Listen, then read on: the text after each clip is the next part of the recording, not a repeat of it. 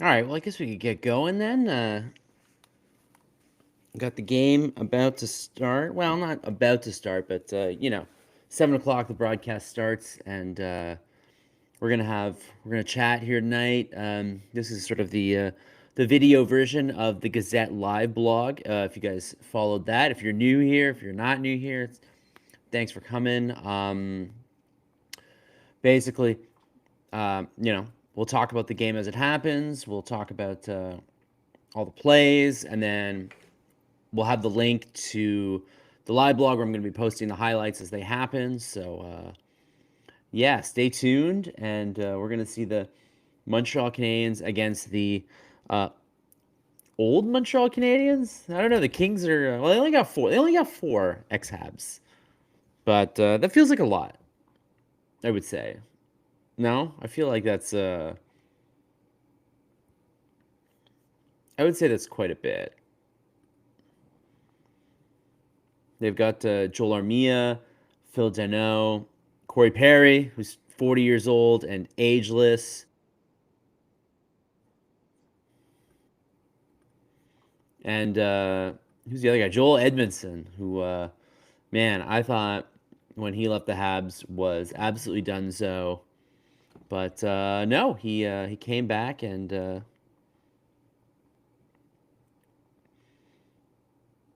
yeah, he came back and got himself another long-term deal. Which I will say, I thought the Canadians were pretty shrewd when they got specifically Edmondson and Ben Sherratt. I felt like those moves were quite maligned. I think analytically, I would say that maybe those weren't the most popular moves, but they were both steadying forces. They were underrated, I thought, with the puck. They were pretty efficient at clearing the zone. I like them, physical play. And I feel like the Canadians, because they were in the 26-27 range when they got them, they really got the best years of those guys. In case for both of them, the first 3 years of those deals, or the first 2 years for Sherratt, were really good. Then the last year for each was kind of like they fell off a bit. And then the Canadians were wise to let them walk, or move them, and get quite a bit for them. So I think those were pretty shrewd moves by my to sign them initially was Marc Bergevin, the former GM of the Montreal Canadiens, currently special advisor in Los Angeles, where he's been for 4 years, and soon to be general manager of the Team Canada at the Spengler Cup. As Marc Bergevin clearly is looking to get another job, another GM job in this league, which I don't think will happen. But maybe that's the question I'll ask.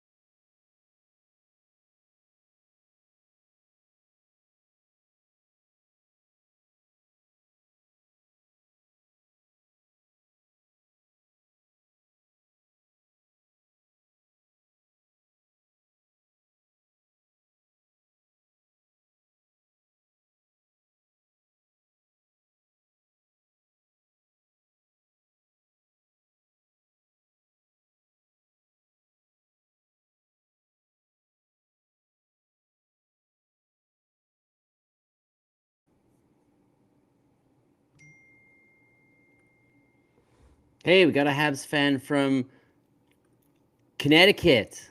Welcome. Um, Connecticut is lovely. I've been to Hartford. I've been to New Haven. I don't know if you're in either of those spots. New Haven was all right. Hartford was. I didn't really know where to go, so it was a little quiet. It was kind of on a couple of weekdays, so it was a little quiet when I went. And then I went to Uncasville. I went to the popular casino there, the Mohegan Sun, in Uncasville. So I've done my rounds. You know what? I went to stores as well. I did a US college tour about 20 years ago. Um, Back when I thought maybe I could get into a US college. Silly me. I realized how expensive US colleges are and realized I could just go to a college in my hometown for a fraction of the price, which is what I did. Um, but I did go to stores to have a look at their public policy and political science program. And it was very, very, very good. It was a very good program. I was there. I checked out stores, and then I checked out Hartford. I went for a friend of mine who was trying to get into law school, so he went to Hartford, and New Haven.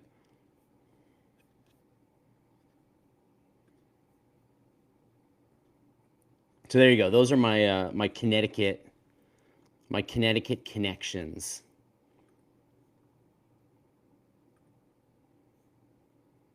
I also have a friend who is, I don't think he's out in Bridgeport. He might be because he's a big like Long Island. He's a big Islanders fan, but I don't think he lives. Uh, I think he might actually live in Bridgeport. I should check that out. I should check that out. Stores, right? Nice place. What a beautiful campus. American college campuses are just epic. They're just these little. I mean, Stores is not a big city otherwise, right? But they've just got this massive, massive campus. I love it. We do have some college guys on the Habs. Obviously, Cole Caulfield, most famously, played for the University of Wisconsin. We have Lane Hudson, who is at Boston U. Very popular route, and about to become a much more popular route because some rules have changed, and junior players can now just swap over to the college system. The soon-to-be number one overall pick, Gavin McKenna, that teams are going to be fighting themselves to get last place for because they truly believe this guy is a transformative Sidney Crosby type. He's currently playing at Penn State, I want to believe. He was in the WHL last year, and then he transferred over to Penn State, where he's not playing as well as thought. Um, the one thing about the U.S. college system is that maybe it doesn't have as many of those game-breaking players as you get in Canadian junior hockey, but everybody in Canadian junior hockey, you are occasionally scoring on 16, 17-year-olds that are string beans, and whereas in college, even if the players are not necessarily as good, they can be, upwards of 23, 24. It can be pretty good. So, and they're stronger. So it's a different challenge for McKenna. I don't think it'll hurt his draft stock any, but hey Karen, how you doing? Happy to have you here. Dan Marjane asks, where are you now? I am, in fact, in Montreal, born and raised in Montreal. I spent a little bit of time at Colorado State University. I spent one semester it wasn't quite a foreign exchange student. It was a bit like a foreign exchange program, um, which was dope. Colorado State in Fort Collins, Colorado was a beautiful, beautiful city and campus. College is a harder, older league. Yeah, I think some of these junior guys are finding that out. Not as obvious. I think they think that they thought they were going to go and they were going to dominate and maybe get some. I don't know what some of the reasoning for going to college. Obviously, it's just, you know, nicer than riding the buses in junior to Prince Rupert. No offense to Prince Rupert. McKenna will be playing for Canada at the World Juniors. Yeah, that's another thing. I mean, that's another thing, right? They take a break and then they all go. I guess they don't take a break, right? I mean, it's a short tournament. But McKenna will be there, and I'm sure he'll be amazing. Karen, I'm super, super happy that you're here. Thank you for being here. The Canadiens, I mean, they've been all right without you, but your Caesar power will, I'm sure, propel the Canadiens at home against an up and down Kings team. They're not a great team, but they've been very good on the road this year. They're 6-1-2 on the road.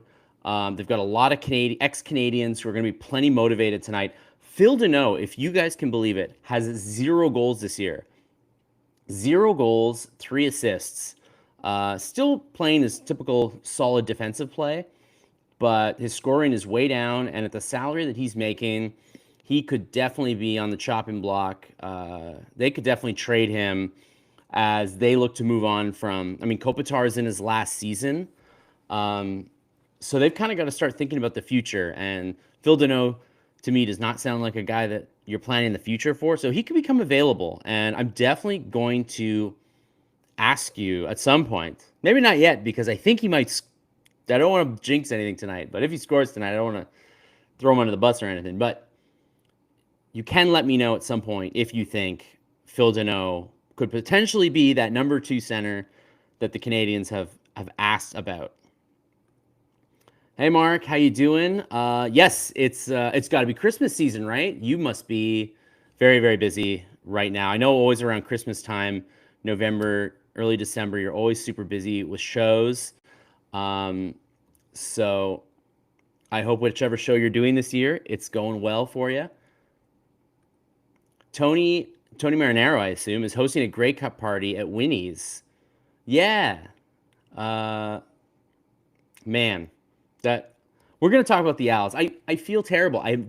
I followed the Owls this year, but I didn't follow them as much as I should have. Obviously, I know that Davis Alexander is, the league's elite quarterback, and when he's healthy, they win. When he's not around, not so much. But obviously, you guys know Herb Zurkowsky, sometimes he does the Habs, sometimes he does the Owls. He's all Owls this week, I believe, heading to the Grey Cup. So please stay tuned to the Gazette for all the Herb Zurkowsky Grey Cup coverage that you need and want. Herb is... No, has anybody been doing it longer? I guess there's some guys out west who've probably been doing it longer, but has anybody been doing it longer than Herb Zurkowsky covering the CFL? Like, it's special. It's special to have him with, at the paper covering it. Marilena says, people are saying it was hard to get to the Bell Center tonight. Attendance was not great. Well, right now, they're about to do their opening ceremony for the soldiers for Remembrance Day. And yeah, you could definitely see that some red seats are dotted here and there. As you know, the games are sold. I mean, the tickets are sold. The money's been made, but right now we've got not only do we have a transit strike in Montreal, but we got our first big snowfall. We got about 25 centimeters. Again, Montreal Gazette, you want to cover all the snow coverage you could possibly want right there, including all the power outages. Like 400,000 people in Quebec without power, including about 5,000 in Montreal. So yeah, that's kind of what's going on right now, and we'll see if it affects people if they're out tonight. By the way, if you're at the game tonight, which I guess you're probably not watching this. If you're at the game tonight, it'd be weird to be watching it on your phone. But just in case, yeah, you'll want to say hi to Brendan Kelly, who's talking to people tonight in front. What's a Grey Cup? A Grey Cup is the greatest of trophies given to the Canadian Football League champion every year.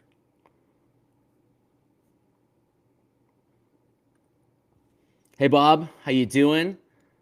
Happy to have you here. We got Rick. Rick's here. Herb's been doing it for decades. And then we got Ryan with Herb has covered the Alouettes before they folded in 1987. Exactly. Herb is older than the current. He's been covering the CFL longer than the current incarnation of the Montreal Alouettes. So who else are you going to trust? I haven't missed a game, Karen says. Just confused as to when these blogs take place and when they don't. How about the Gazette write an article about the future of the blog and the comment section? These are both very good ideas. So I want to, you missed it on Saturday when I came back. I didn't do the live blog for a couple of weeks because we had an election in Montreal where we voted for a new mayor, and I was like pulling a lot of double duty, and I just was like, unfortunately, I was just too busy and I couldn't do the live blog. But now the mayoral election's out of the way, all that boring stuff, forget about it. Municipal politics, who cares? Hockey time here going. As for the future of the blog and the comment section, we are still working hard to bring back comments. Unfortunately, not my jurisdiction, but I know this is like a cop-out, and I'm copping out again, but I swear I'm going to give you the skinny when I know, and I think an article talking a little bit about it, because the plan is to bring it back as it once was, except with this new logo, by the way, this new screen that I got. That'll be the only thing that's changed, but we are bringing back the comment section, you know. But Eric, there's plenty of bike lanes. That's right. You can take your bike to the Bell Center. Wait, do they have a bike rack? They must have bike racks. Yes, I pay my $2 per month to the Gazette because I love to read the comments. Me too.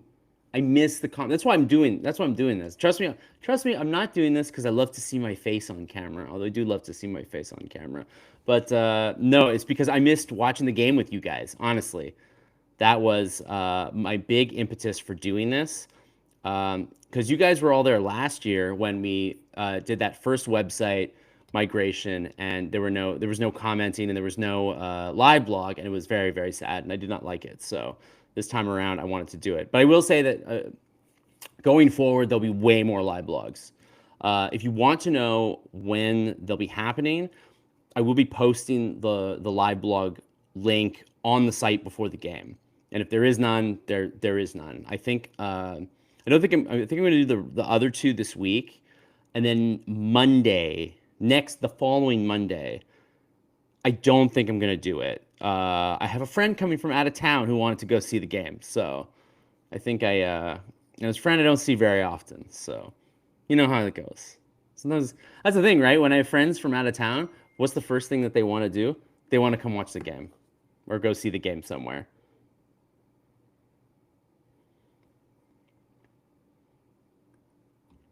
Madame Béliveau is indeed there. By the way, who doesn't love the big band doing the anthem? I love it. I'd love to see your face on camera. Be careful what you wish for. You say that now, you'll get tired. You'll get tired of my face soon enough. Good to hear, Eric. Subscribers want to be kept informed, but unfortunately, we all feel like we're being left in the dark. Karen, I also feel like I'm being left in the dark, unfortunately, a little bit on this one. And I work here, so I know it's not funny. It sucks, and you guys definitely deserve better. That is so. All I can say is that I will be completely upfront with you guys, like when I know. But unfortunately, the site is a little on the busted side right now for comments, and they're working to fix that. And I think now that the election is over, it's like kind of opened things up a little bit to fix that, because during the election time, it was a very sort of, they could not afford anything more to break on the website, basically. Now they can. Who cares? No, it's not true. Still can't afford that. They're going to get hammered by their old teammates. 5-2 LA. Ooh, we got our first prediction of the night. Very, very exciting. Hey, you know what? I've never asked you guys predictions, but you guys are welcome to always give your predictions on here. I will say that I'm not much of a sports bettor, and I think some of the recent controversies in basketball and baseball have, I think, shown to me that gambling in sports has definitely gotten a bit crazy.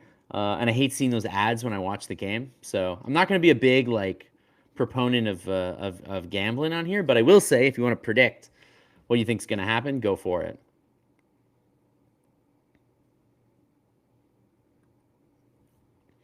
Yeah, today was Remembrance Day,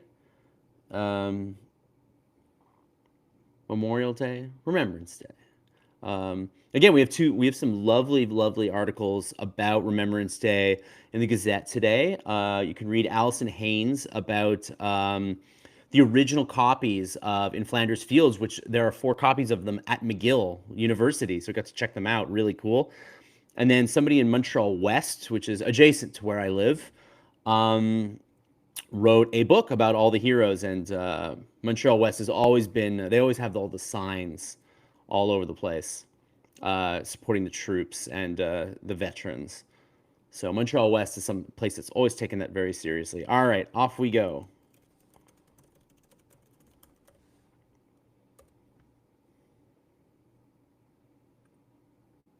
It would be easier to avoid the betting issues if they ended prop betting. I know, isn't the baseball thing is crazy. People were literally betting on like the first pitch of the third inning will be a ball. Man, you got to be a real. I mean, I realize that it was a whole scheme, but like the fact that you could actually bet on that. Like if you're betting on that, you need to relax. You need to relax a little bit on the betting. We got Montembeault in nets tonight. How do you guys feel about Montembeault starting? Is that the move for you, or is that how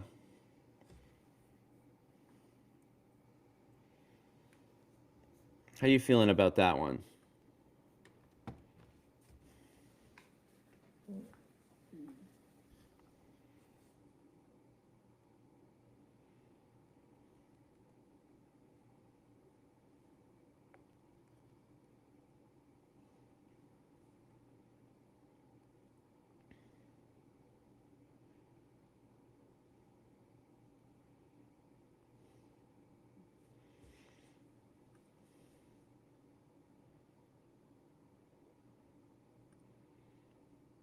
Probably true. Allegedly, we'll say allegedly, like we do in the papers. Well, first period is underway. Thank you guys all for joining, and as always, on the website, I'll be posting the highlights as they come in.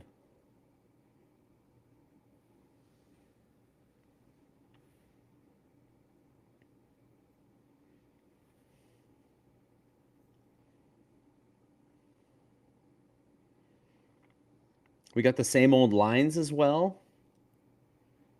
If it ain't broke, don't fix it. Although I feel like that fourth line could use a little love.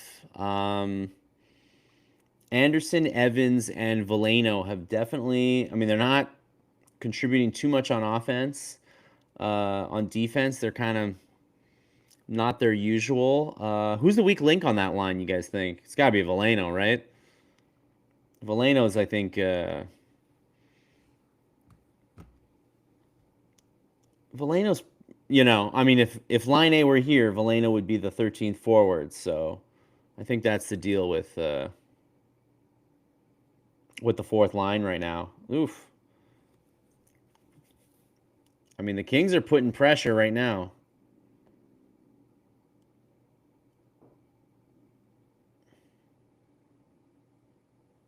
Ooh, and just like that, nice 3-on-2. Demidov floated the puck over to Kapanen, but Darcy Kemper with the poke check. Too many minutes with Veleno. Oh, hold on, let's get this. Too many minutes with Veleno. Yeah, I think we're starting to see the limits of what Veleno can do, unfortunately.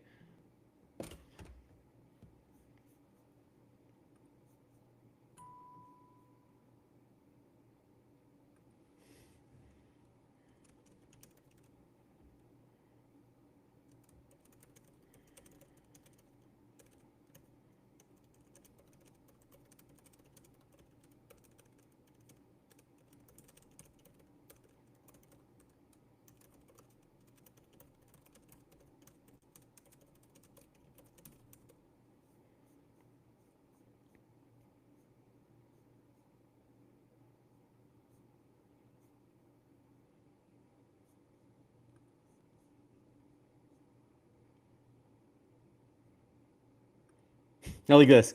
They need size and grit on that line, and Veleno provides neither. That's his issue. That's the issue with Veleno. He doesn't have a calling card for this league. He doesn't score enough. He's big but not physical. Skates well but not particularly exciting a player. He's not creative. He's not good enough on face-offs. He's just a guy who kind of does a little bit of all those things. I lost faith in Veleno after he's suspended in the World's not good. That was a really ugly play.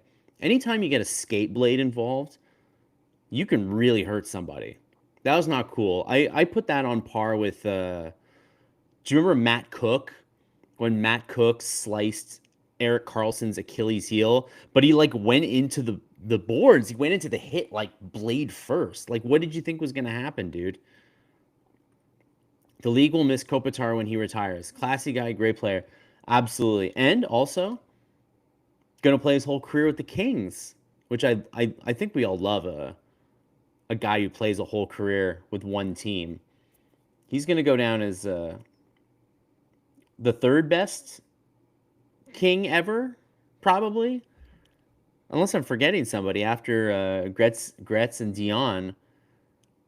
That's really that's like the eras, right? Like the Dion era, Gretzky era, Kopitar era. And the Kopitar era was the one that he won the cups, man. Florian Jack, would add grit to that line. I think it's I haven't followed Laval too much, but I would imagine that it's going to happen eventually. And especially, they're going to want that physical edge. The games are going to get harder, and they're going to want that physical edge. Right now, they don't need it, but they will.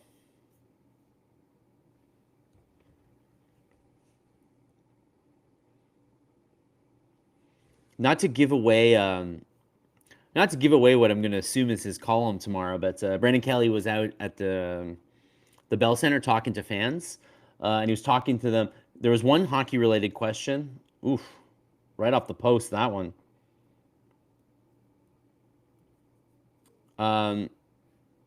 So yeah, Brendan was asking. So there's one hockey-related question, and then he asked people about, Demidov all alone. How did that happen? How did he get all alone in front? But Kemper turned him away. I think Kemper already looks like he's gonna have a hot night. But yeah, so Brendan was asking people about the commute to and from the game, and one guy that he asked. Yeah, he asked one person how you getting to and from the game. He goes, I go to McLean's before, and I go to Hurley's after. Yeah, I don't usually talk this much. I'm a little caffeined up, Karen, right now. I'm excited to be back on the Liveblog, and I'm excited about the new logo. But you're right. Usually I don't talk as much during the plays. Point taken.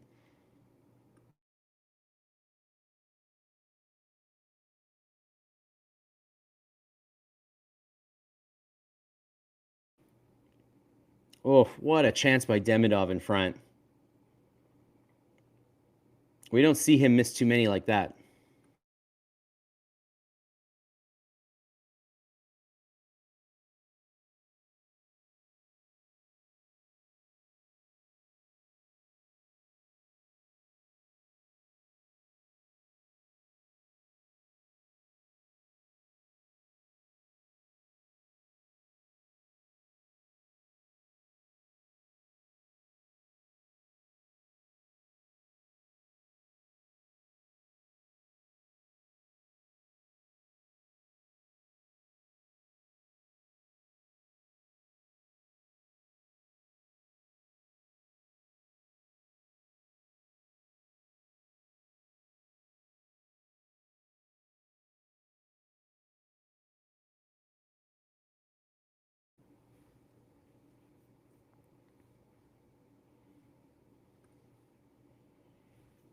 Both teams have had great chances to score so far. Yeah, and it's 4-3 shots for the Habs for so far. So tight game.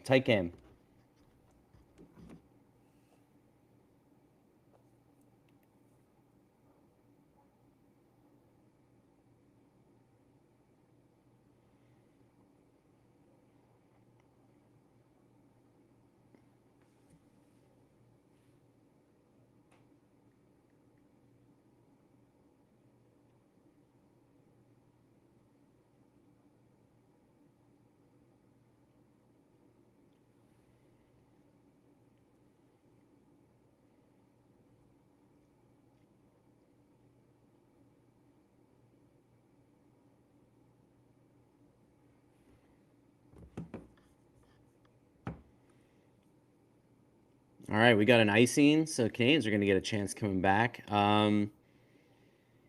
Wow, we have one of our journalists down there, Harry North. He's at the Bell Center because he wanted to check about the transit situation, and there's still people trying to get in the Bell Center. So if you went down tonight and you couldn't find parking and you couldn't use public transport and the snow and lots of issues. Ooh, we have Caulfield who went hard into the net. Is he all right?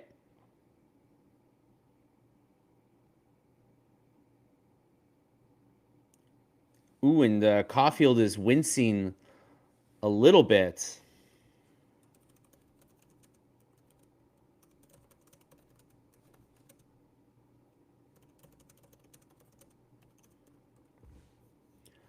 Well, let's hope that Cole Caulfield's okay. But definitely, I mean, it doesn't look like he's leaving the game or anything, but definitely a little worrisome always to see. I know that people have been more worried about Suzuki the last couple of games. I know after the Devils game, people were speculating that maybe he was not 100%. Of course, as you guys know, he's an Iron Man at the moment. I don't know if he's the Iron Man, but he's definitely a Iron Man at the moment. He is the model of health. He plays 82 games every season, and people have been saying that after the Devils game, he wasn't looking 100%, but hasn't missed a game so far. And ditto Caulfield. Caulfield plays a lot, but he just went hard into the post there, so we'll see what happens. How about them Mighty Ducks? They are red hot. I apologize to Pat Verbeek for everything I said about him. I said so many things about Pat Verbeek and what I thought was going on in Anaheim, and I guess that's why I'm not a general manager. I was completely wrong. Um, they're probably even happy with drafting Seneke over Demidov. Even that one's looking pretty good for them.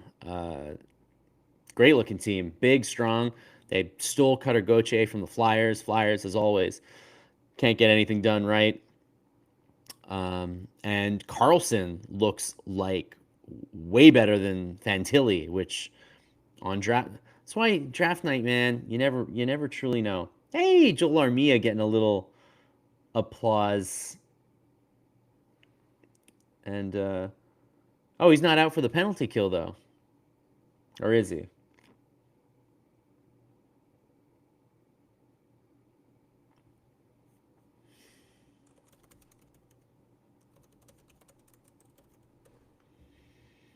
Very nice to see Armia get the applause. Okay, Habs power play coming up.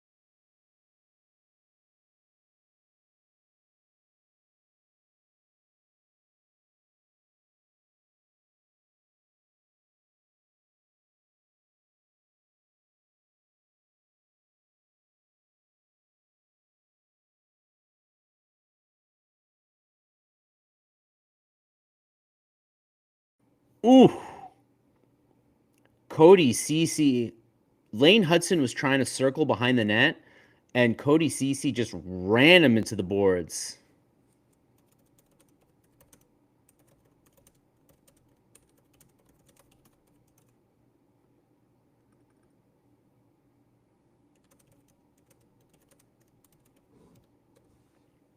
So it's going to be a 5-on-3 for the Habs for a minute 8.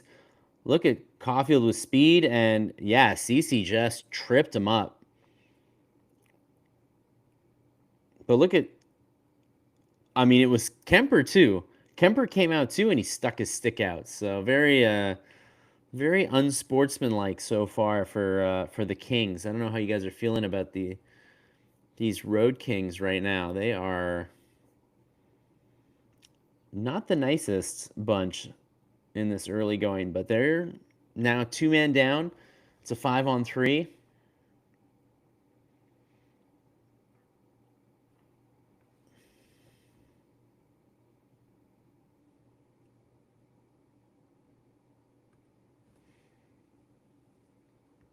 Hey, Joseph. Good to see you again. Thank you for coming. Historically, the Habs don't fare well 5-on-3. I know they should, but they do well 3-on-3. They should just have a 3-on-3 instead. Apparently, that's better.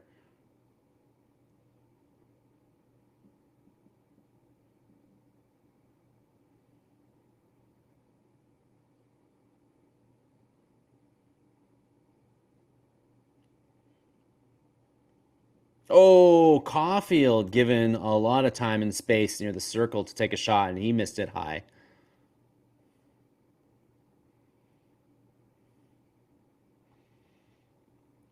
And then Hudson missed a far side one-timer as the box closed in.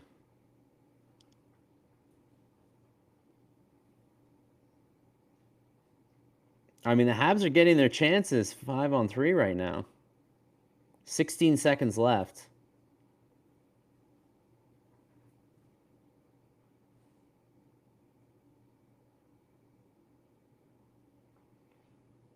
Oh, man, one too many pass. Dobson tried to get it to Caulfield in front, but I think if Dobson had tried to shoot, he would have had a chance. And now it's 5-on-4 for 45 seconds. We stink at 5-on-3. What do you think? I mean, they're in the zone. They're passing the puck well. Why couldn't they finish? What was going on there? It just seemed like they had so many chances and they just like passed them up or missed the net a couple of times. I don't understand why they couldn't finish. Oh, you're in the Montreal airport right now? Yes, we have a rare early November storm. Sorry that's affecting your travel plans, but really cruddy weather last night. Last night I was at a concert, and when I left the venue, I did not realize it was going to be snowing that much. And the trees were in the Mile End. I was on Park Avenue. The trees were almost collapsing from the weight, the heaviness of the snow mixed with the leaves. For like 4 years, we've been bad 5-on-3. Ryan, you're completely right. And this Habs team is the most talented Habs team we've seen in 30 years, and they still cannot score 5-on-3. Why is that? Marty, book one practice, please. One, book one 5-on-3 practice.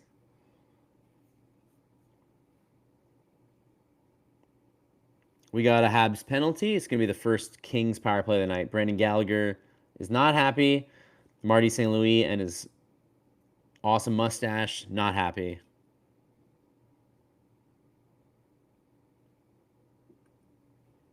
Remember when we sucked and we get super angry? We didn't take advantage of a 5-on-3. I do remember that. There was a lot of suckitude for a long time. That's for sure. Wasn't it 4-on-3 before the two-man advantage? Did they not get a shot on goal? That's crazy if so. I mean, I'm not saying that's wrong necessarily. I guess they're up to 5. They're up to 5 now, but still, not great.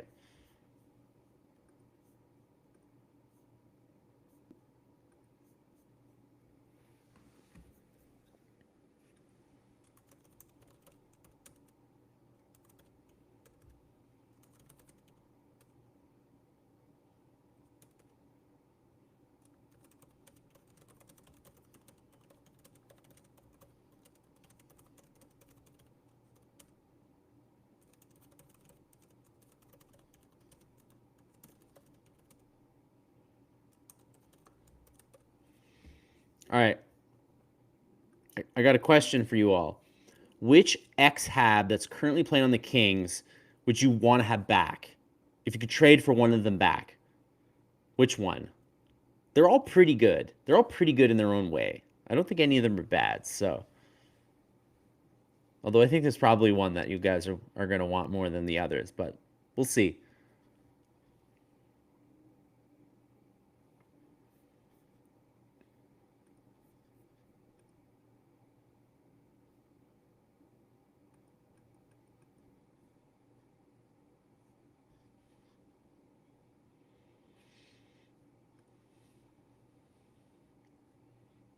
So we got one vote for Danault. We got one vote for Perry. Do we have anybody for Armia?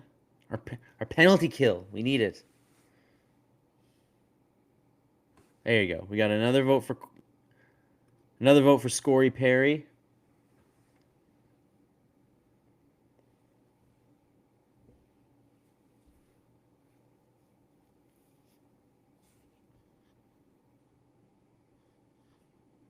Oh, we got another vote for Danault. So it's two Perrys, two Danaults? Yeah, exactly. All right. Kings now on the power play after the Habs did not score on their 5-on-3. And Stu Cowan on Twitter says not a penalty. Should not have been a penalty on Kirby Dach.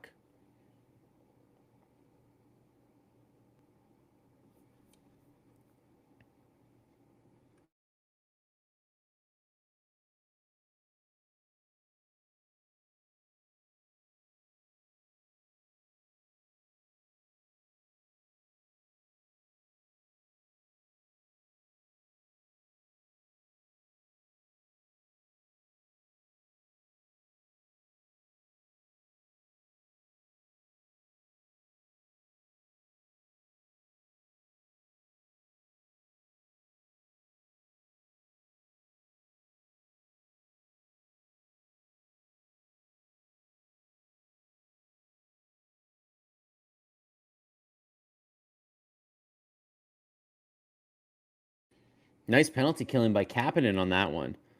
Managed to waste a ton of time. There's less than a minute left.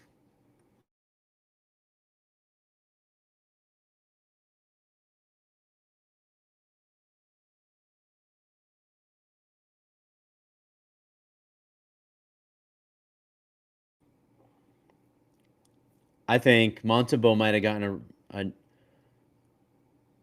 a real break there. He got pushed, I will say, but he definitely didn't have possession of the puck when the whistle blew. But so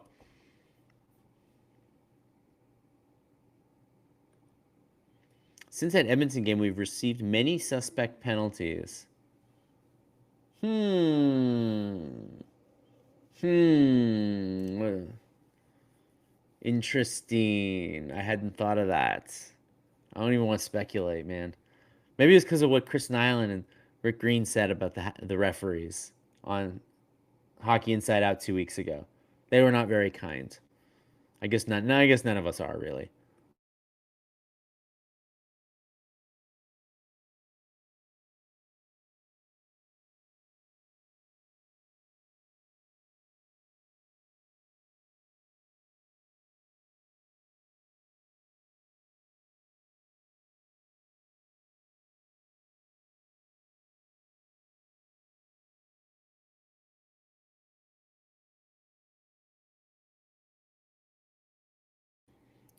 We are back at even strength, so the Kings did not score, and it's tied 6-6 in shots.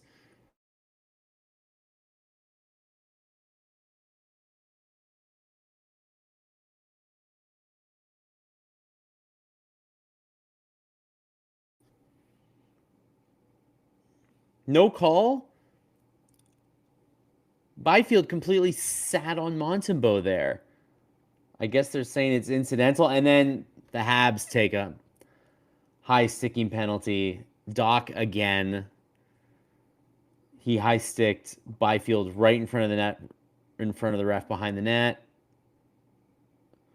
Byfield's trying to make it bleed. It's not bleeding, but man, not the start Kirby Dach was looking for, that's for sure. The first one was a, pretty tenuous call. Second one, though, they were going to call that high stick every time.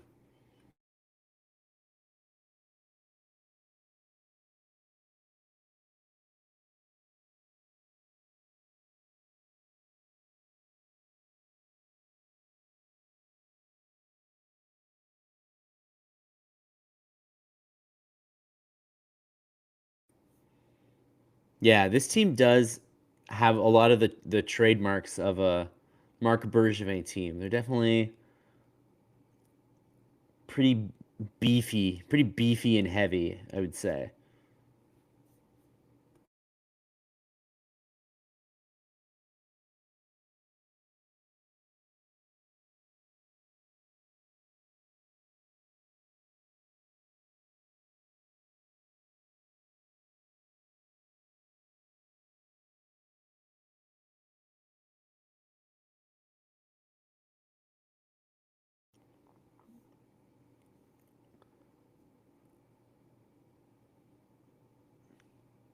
Well, we got a shot off the post.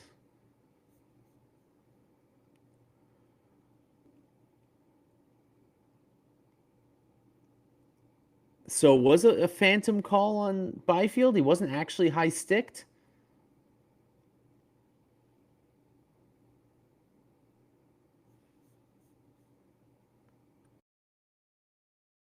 Pure Hood is not amused.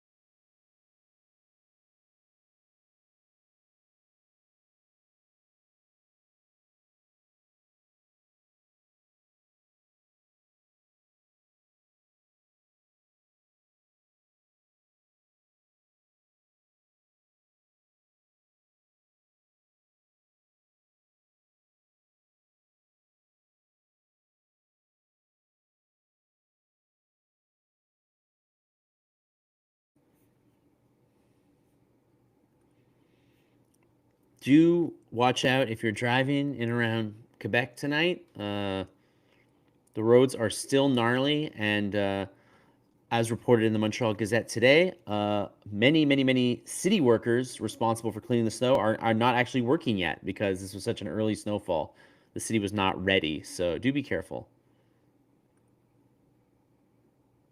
Monty's up to 9 saves so far, 15 minutes into the game.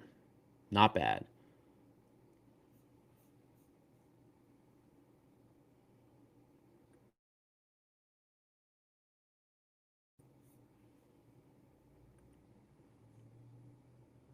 Yeah, it looked from far away that a high stick had happened, but then when you look closer, it most certainly did not look like contact was made. Very strange play.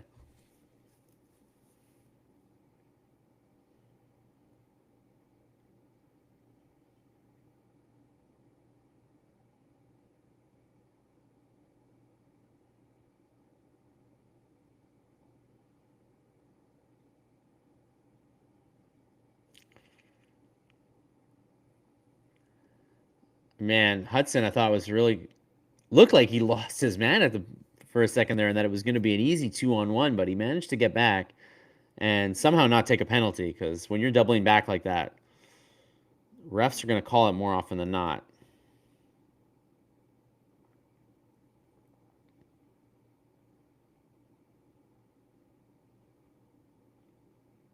Man, most of this first period has been played in the Canadian zone, especially this back half of the period.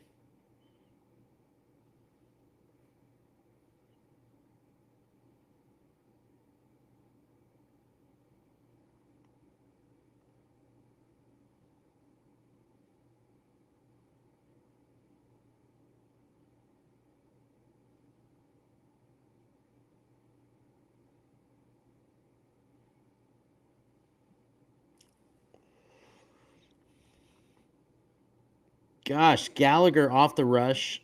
Kemper came out really far to cut the angle down. Gallagher missed it wide, and then the puck roped around the boards, back out the zone. So even when the Canadiens get a chance, it's not sustained chances so far, unfortunately.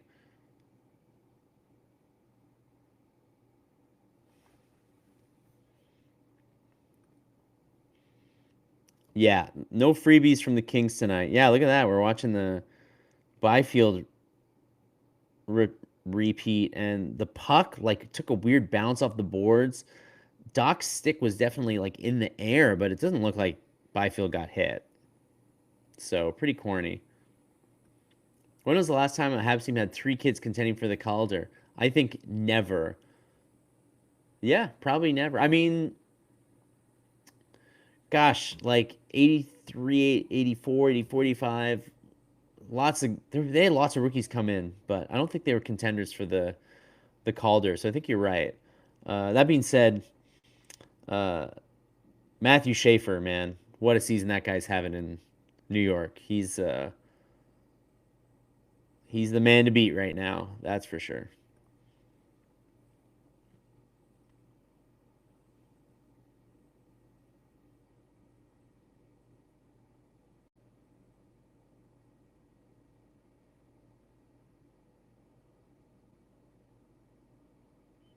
Ooh.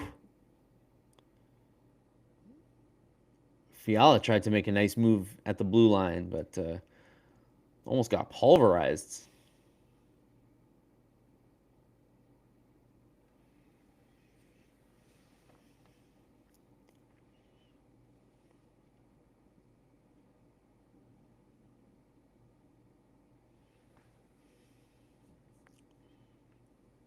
No goals so far, still 0-0.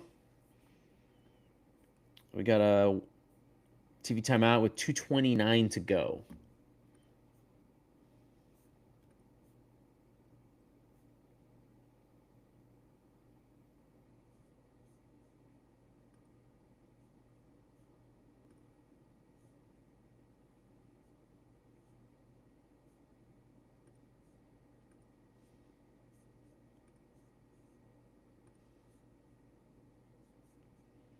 Yeah, that McDavid goal last night was EA Sports video game level.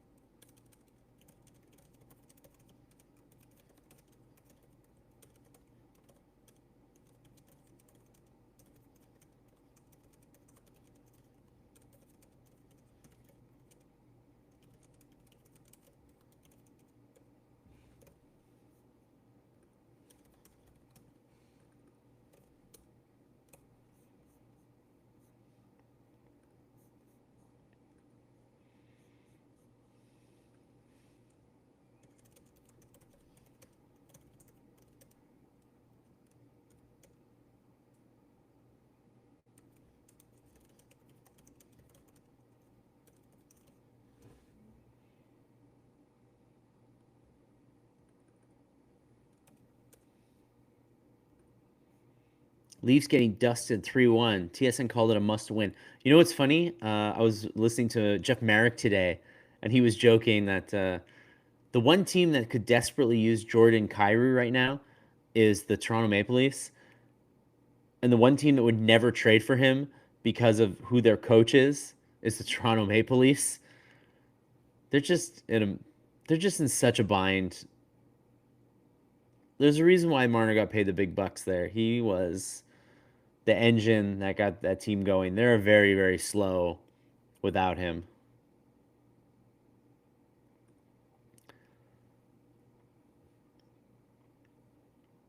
Yeah, Davidson just keeps kind of doing his thing in Laval, and I think he has earned. Uh, if they're looking for a fourth liner, I think he has earned a call up.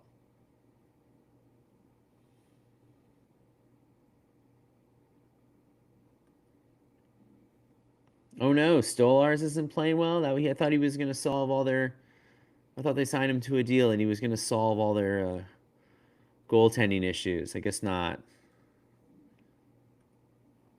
That is true. They still got offensive firepower, even if Marner's not there anymore.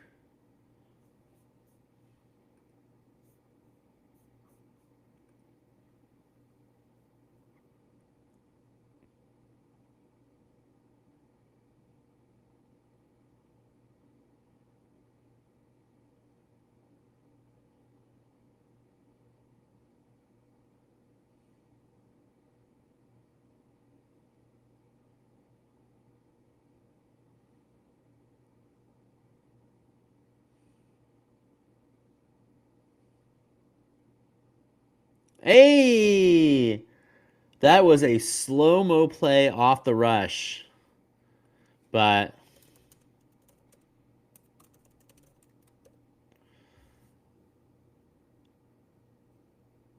they got it out of there. And then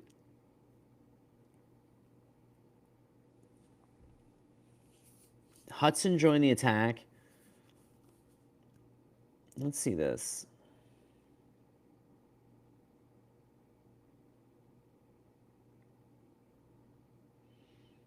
Yeah, it was Evans with the zone entry, drops it to Hudson, who finds Anderson coming down the left side and from a pretty difficult angle roofs it.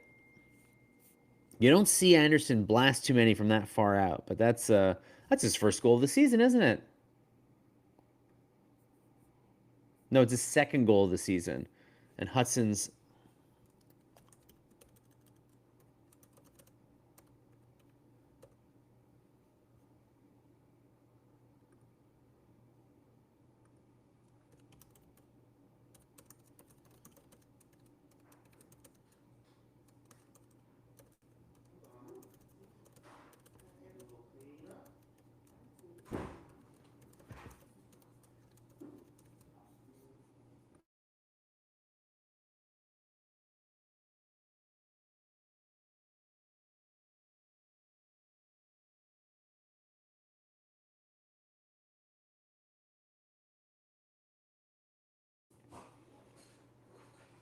first intermission, and the Habs are up a goal.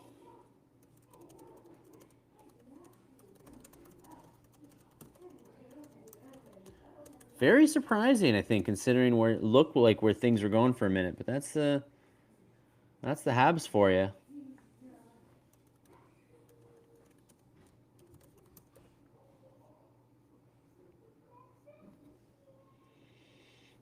Yeah, Josh Anderson scores his second. You love to see it.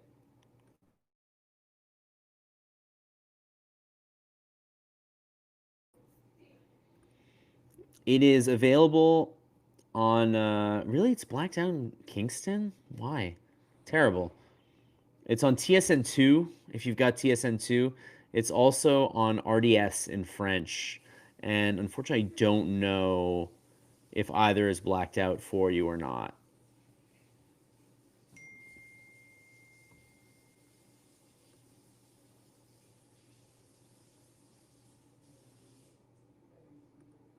Give it another 3 years, Hudson will be on Makar's level. 3 years? I think he might be closer. I don't know. Maybe I'm exaggerating, but he looks pretty close already, I'll say.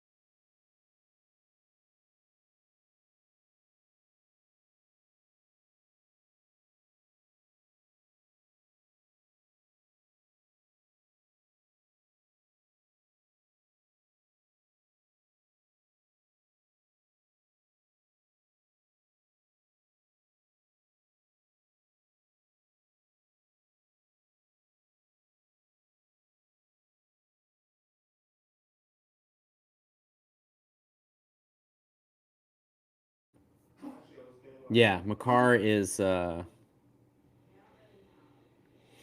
Colorado, man. I feel like they should be a dynasty. They've only won one cup with that lineup, and I don't know why. I mean, I feel like they got kind of stuck in cap hell a little early, and Makar's about to get paid a lot, but worth every penny, that guy, no doubt about it.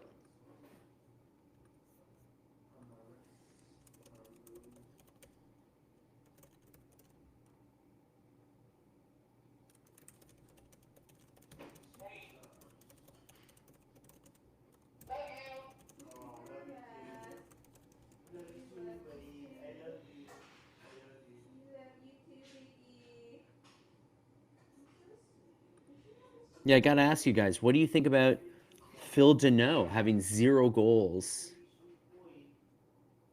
this year. I'm a little surprised. I know he's not the biggest goal scorer, but I'm a little surprised about that. I don't see Hudson being a 90-point player for another 2-3 years. Yeah, I mean, he got, how many did he get last year? 67? I don't know. I guess we'll see. Some of that will be team dependent as well, right? When like guys like Demidov get better, he'll draw more assists, one would think.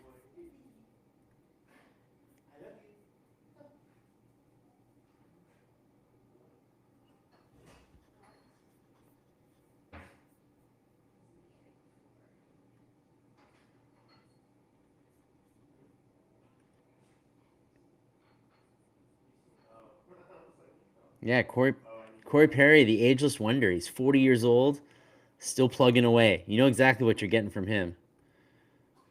Makar and McKinnon taking those two over anybody. Yeah, I think they've got to be the best. They better 1-2 than McDavid Draisaitl? That's the question. Would you take? I guess I probably would too, to be honest. Now that I think about it.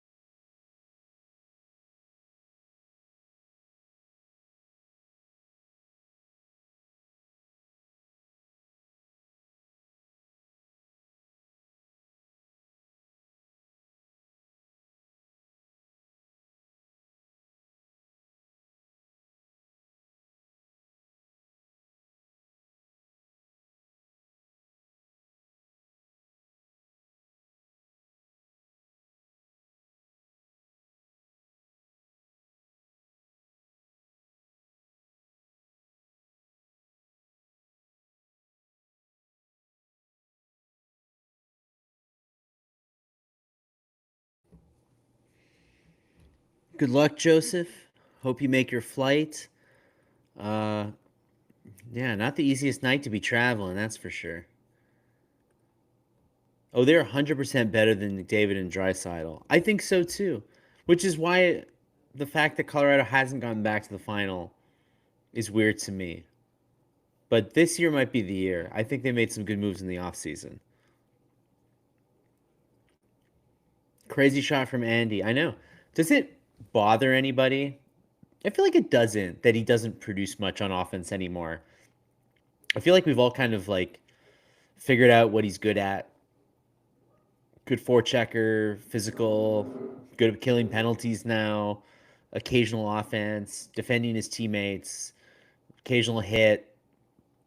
And I feel like just with the salary cap going up, that 5.5 million that Anderson makes is like not that big a deal anymore. So I feel like time has been kind to Anderson in that contract, but yeah, he doesn't produce anymore, which is fine. Is fine. I think he's a more rounded player at this point.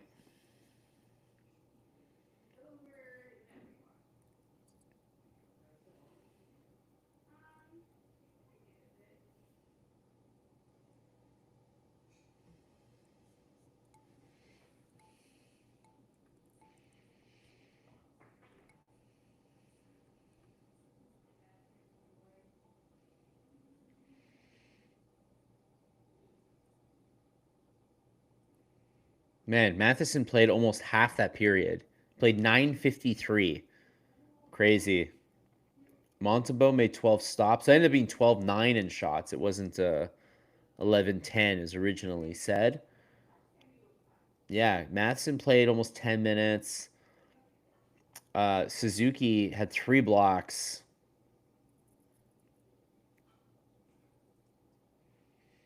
And yeah, Veleno barely played.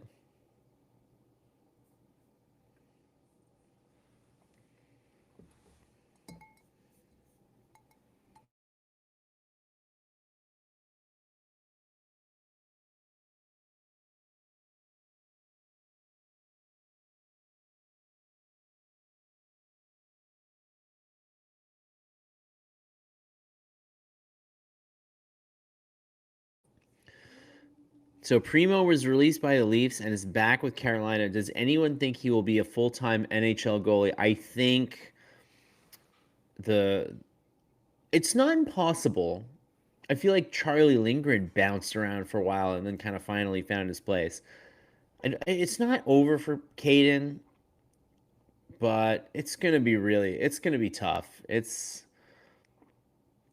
He just can't be trusted to rebound after giving up a bad goal, which I'd imagine if you're a goalie is like the worst sort of thing. Like no one will give you a chance if they think you're a battler and you give up a ton of goals. They'll still keep you around. But the fact that he just seems like when he gives up a couple of goals, it's hard for him to get reset. I don't know if a goalie coach can fix that in him. So I think unfortunately probably done for Primo, but I will say Carolina is maybe the best one of the better spots to land if you're a goalie looking to revive their career. Better than better spot than Toronto, that's for sure. Definitely a better spot.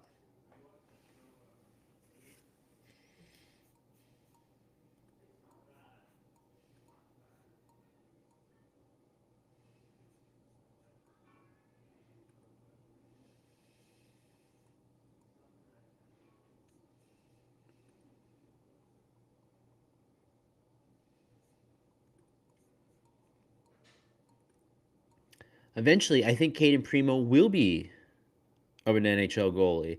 I know it sounds strange, but I really think Montreal screwed up his development. I think in 2 years, 2 or 3 years, you'll see a different goaltender. Max, I will say this about his development. The thing that where the Canadians screwed up was he got called up early, and then he couldn't go down on waivers, right? Like he was waiver eligible, so they had to keep him on the roster that whole year, and it's just a mess. And I think it really goes to show with goalies, you don't want to call them up until like the last possible minute because it just takes a long time for goalies. I kind of felt that way when Dobish got called up last year, and but Dobish looks like he's kind of cut from a different cloth, so that one might be different. But yeah, it's not over for Primo. Great interview with Marty, admitting he doesn't always do a good job keeping track of minutes played by certain players. Yeah, that was he's very candid about his development as a coach. It's super interesting. That's that was the Stu piece, right, where he was talking about it. Stu did an interview with Marty where he was talking about just his development as a coach. Sort of, obviously when he came in, Marty was coaching his son in high school, and we were all here on the live blog. We remember the reaction, and it was like, oh, well, he's definitely a Hall of Famer, and we respect him a great deal, but can he actually coach? And I think it's been proven that he absolutely can, and he was the right man for this job. And yeah, he signed an extension, and looking just forward to more Marty behind the bench. He's definitely the guy, and I don't think that's going to change anytime soon. Not sure if the release from the Leafs was an issue regarding his goaltending. The Leafs goalie situation and coaching is a disaster. He may regain part-time status in Carolina. Was it just like an injury? I mean, they have Stolars and Wool, so they seem like they're pretty set. I don't really know why there'd be room for Primo.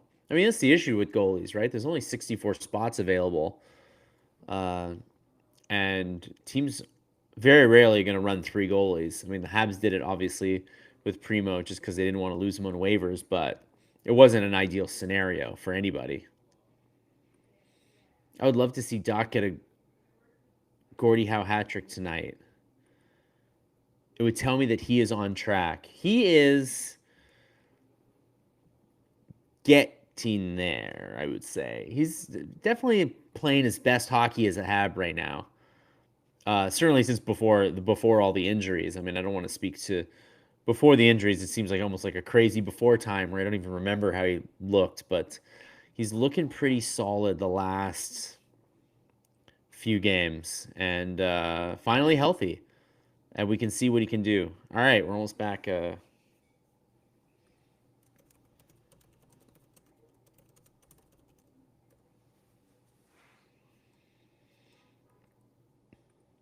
Madison has quietly been one of the best Habs so far this season. Totally. They need to resign him. I think it's gotten pretty clear that you don't want that hole in your lineup next year. There's no one to fill it yet. We talked about Gooley last game. It's not healthy. Brian Backer doesn't have the reps yet, so I think Matheson's going nowhere.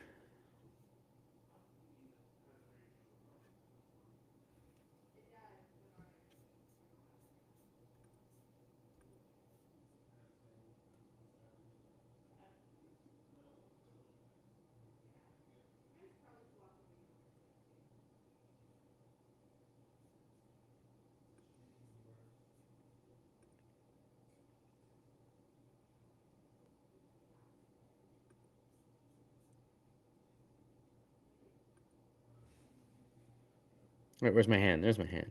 It's getting lost in the thing. All right. Well, the Canadians had an up and down period, but they enter the second period in lead, and here we go. Second period underway.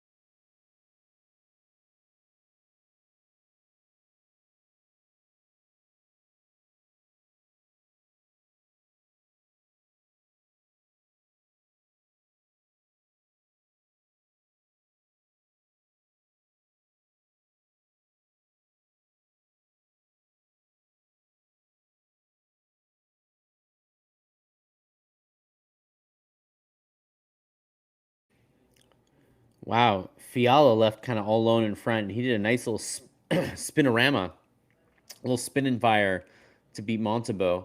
And now we've got both teams gathering together. Byfield, man, in the middle of it again. I remember last year, you guys really wanted the Habs to trade for Byfield. And wow, what a nice play by Fiala. But Fiala did take an extra whack after the glove, the puck was in Montembeault's glove. So that explains all the shenanigans after the whistle. But yeah, you guys really wanted wait, first goal by a forward for the Canadiens since 2023. Denis Gurianov was the last Habs forward to score on the Kings. Damn. That takes me back. Denis Gurianov. What a Hab. What a Hab he was.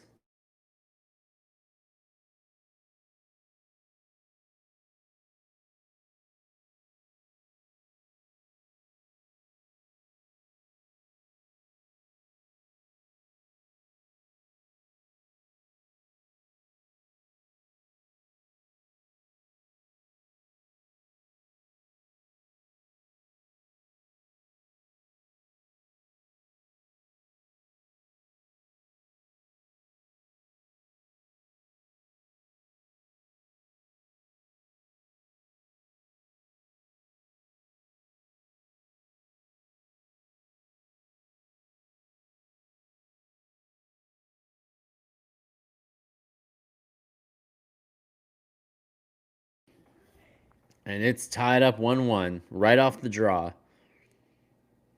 Joel Edmundson.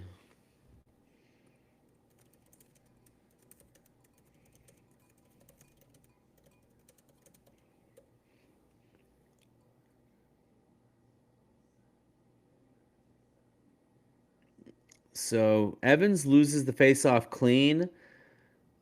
Edmundson takes the shot, and Veleno does kind of a weird attempt to block the shot where he sort of stumbles a bit forward, and the shot, Edmonton's hard shot, deflects off Veleno and goes in. So it's tied up 1-1. Former Hab Joe Veleno, or sorry, former Hab Joel Edmundson, and Joel Veleno. Not a great block attempt off the draw, I would say.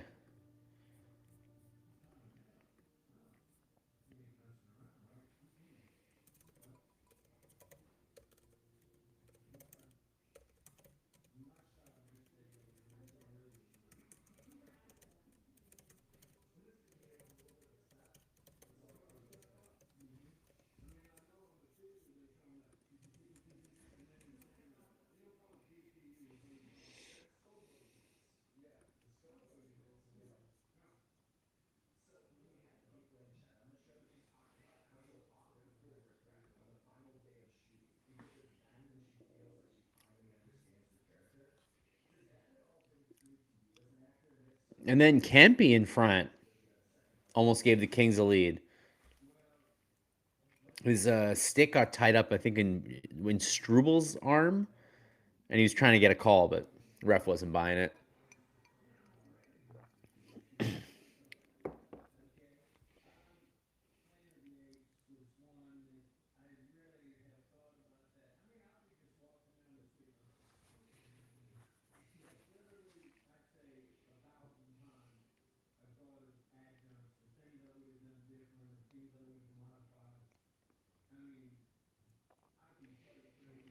Wow, Marcel Dion. Anze Kopitar is only 20 points behind Marcel Dion for the team lead. I thought Marcel Dion was getting those like 150 point seasons back in the day and was like way out ahead, but it's pretty remarkable that Kopitar probably pass. I mean, 20 points, he'll pass him for sure.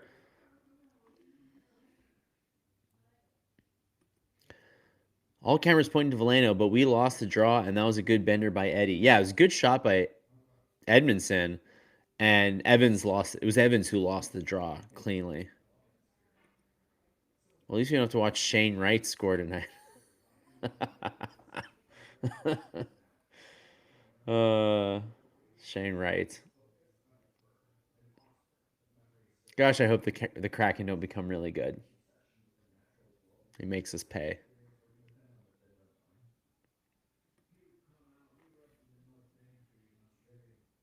I know this has the feeling of another overtime game.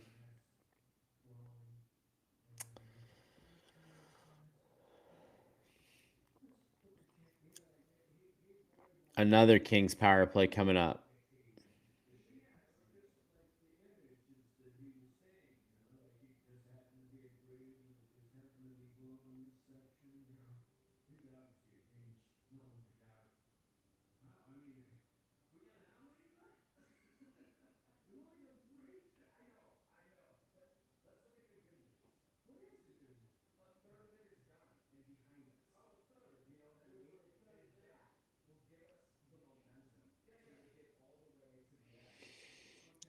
Puck has been in the zone for a long time with the extra skater for the Kings.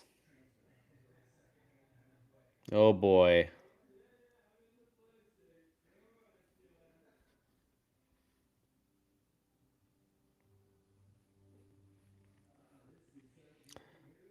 And with the penalty impending, Quentin Byfield makes it 2-1.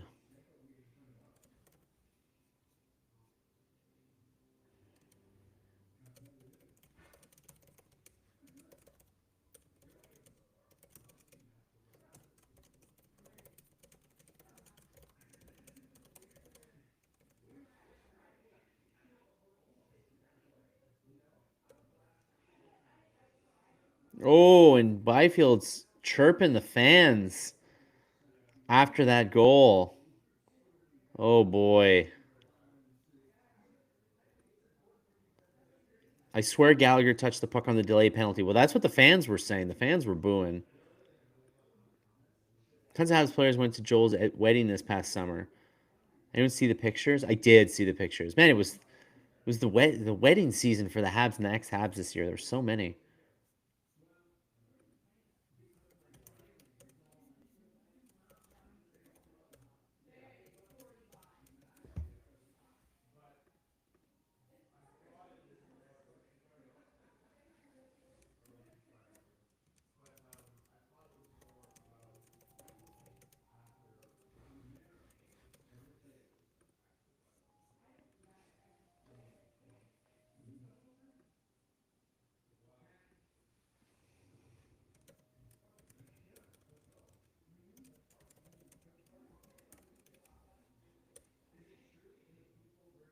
Joel Edmundson has 7 assists this year. Unbelievable.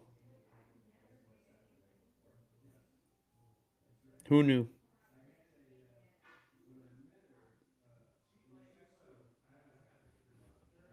And now it's 3-1 Kings.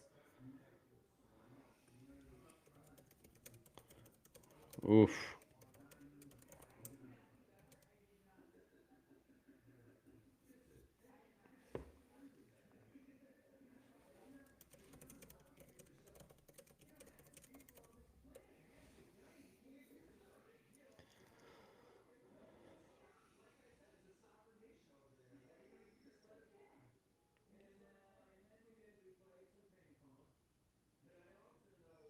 I mean, what is Montembeault doing there? You know your team has been on the ice for a while. 3 goals in 4:05.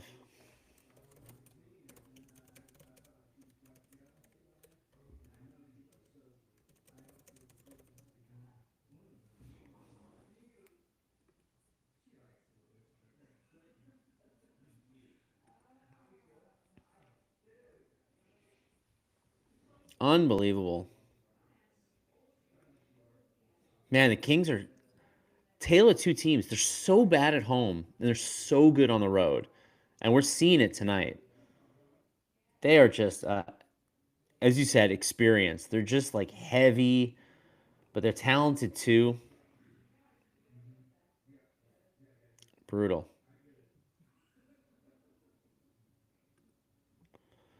Habs collapsing. Kings putting a masterclass in puck possession. Yeah, this is a a bit of an eye-opener tonight about where the Canadiens might still be lacking. Oh boy. Monty needs to corral that one. Yeah, I just feel like with that line having had been on for more than a minute, you just gotta like cover it up. Sportsnet's Plus on a big delay as usual. Yeah, I'm on RDS tonight. I think it's okay. But Sportsnet was bad for me on last Saturday.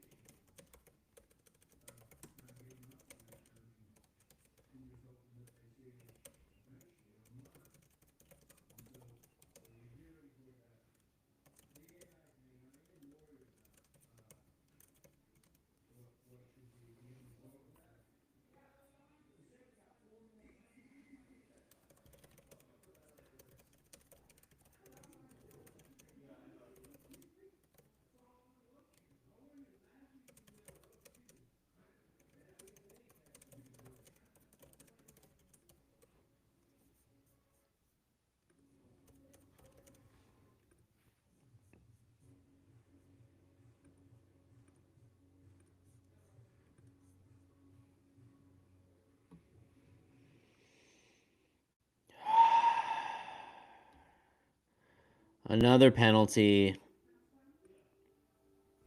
for the Habs. Alex Newhook tripped up Armia in the corner, and he is looking like a guilty man, I would say. Oh boy.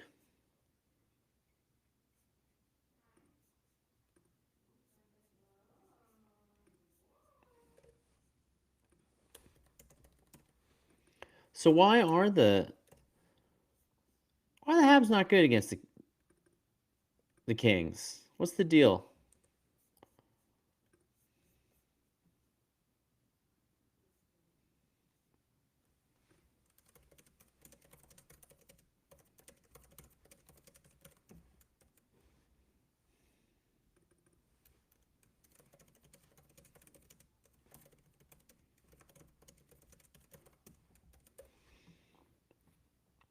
Yeah, you guys tell me, why are the Habs not that good against the Kings and haven't been for quite some time? Our record flatters us. It'll come down to the last game to make the playoffs. No depth scoring, average goaltending, and a young defense. I don't know. I don't know if I'm ready to go that far. They've looked pretty good so far, but I get what you're saying. And all these one goal games are, you're playing with fire, right? That's the big thing. Because Marc Bergevin works for the Kings. So, Karen, is Marc Bergevin, because he's going to be the GM of the Spengler Cup team, does that mean how is Team Canada going to do in the Spengler Cup? Is he gonna build a winner? Habs coming out flat as hell in the second, lazy and uninspired, hoping their talent will bail them out.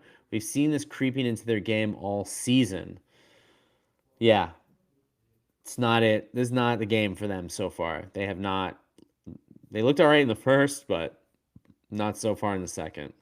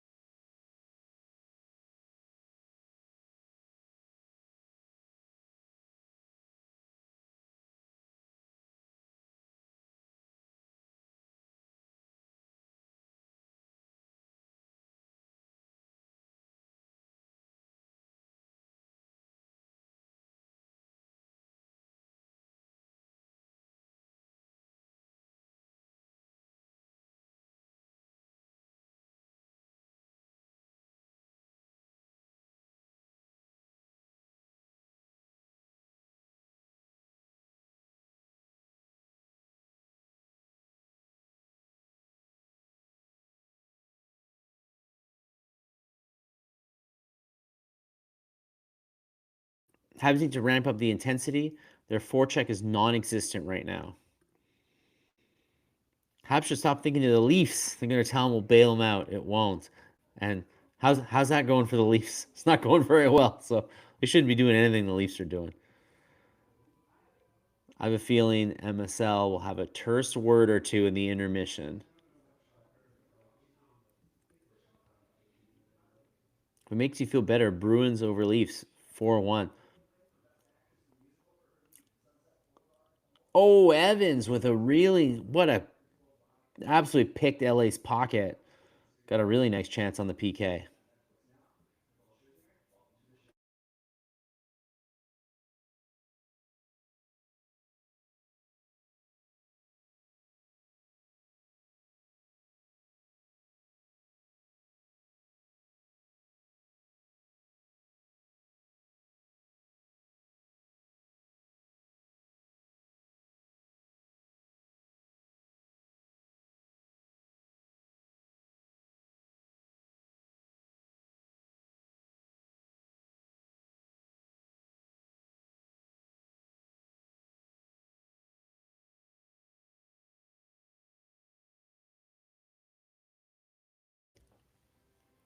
What a play by Nick Suzuki. He just manhandled two guys on the PK in the offensive zone and then dropped it back to Dobson, who had a wide open chance. Oh, man.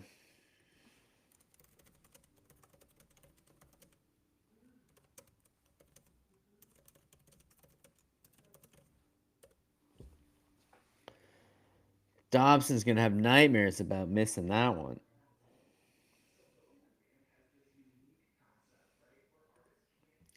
I find at times Montreal just wants to play pretty boy hockey, and you just can't do that. You have to excel in all aspects of the game.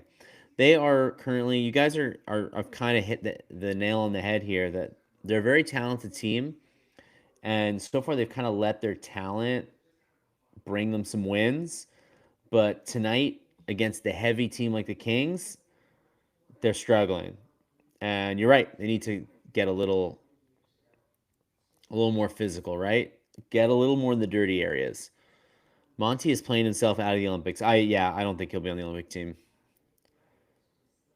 I think it was like a perfect confluence of things for him to get on the Four Nations team and didn't repeat itself, unfortunately for him.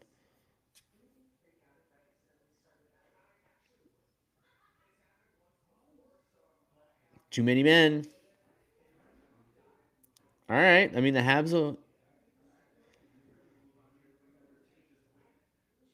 get a chance to pull to within one after the commercial break here. They too many men penalty for the Kings.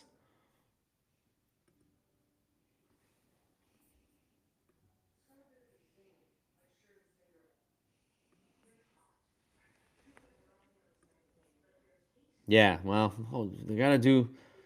Don't do what they did on that 5-on-3. That's for sure. That didn't look great.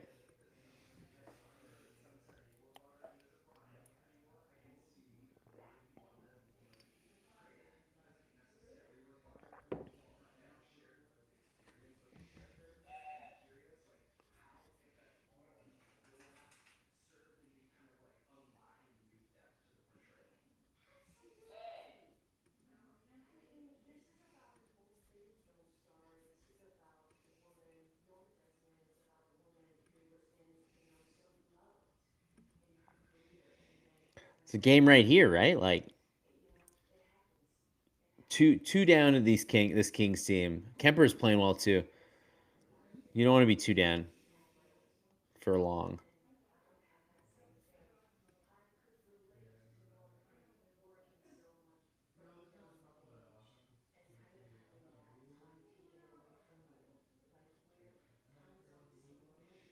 TSN Sports described the goal as Sam Montembeault gifts Kevin Fiala the tap in.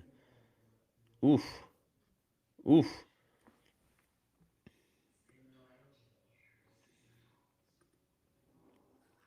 This one from Stu Cowan. Stu says, and I think you'll agree, the Habs are running around in their own end like they did the start of last season. Oof.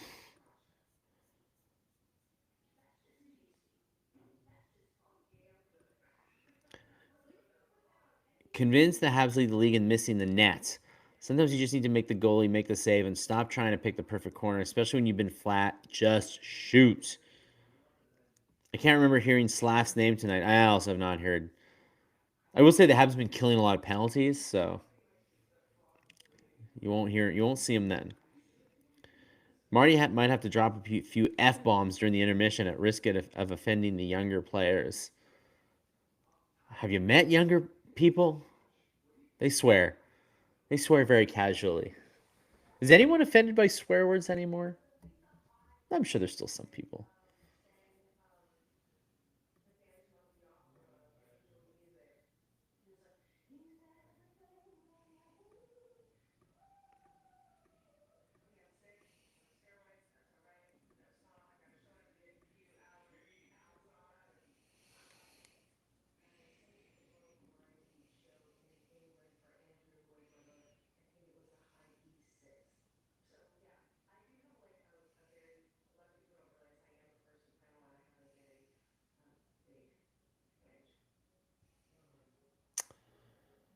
Come on.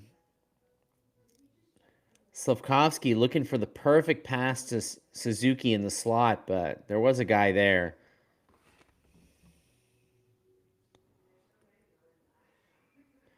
Lol, if they're offended by swear words, get out of the sport. I was surprised by all the F bombs from Marty from the rebuild. Yeah, I don't think anybody's that concerned about swearing anymore. I feel like it's pretty casual. I feel like we're a society of casual swearers now.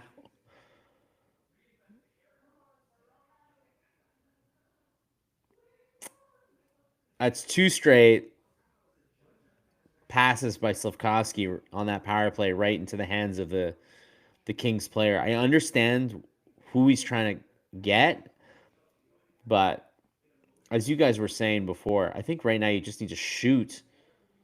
They're getting outshot 18-10 right now. They have one shot this period. Oh, Doc missed a wide open net.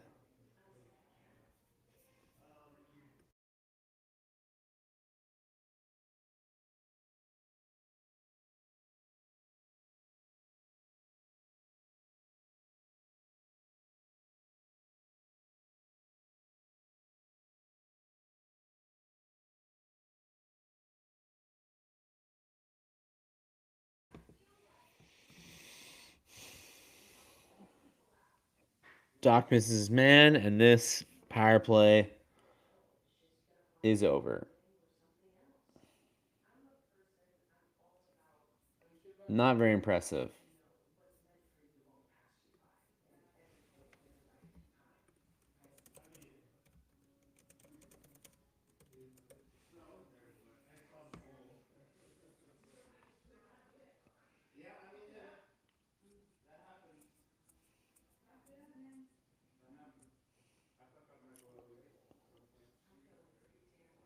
Big hit by Anderson.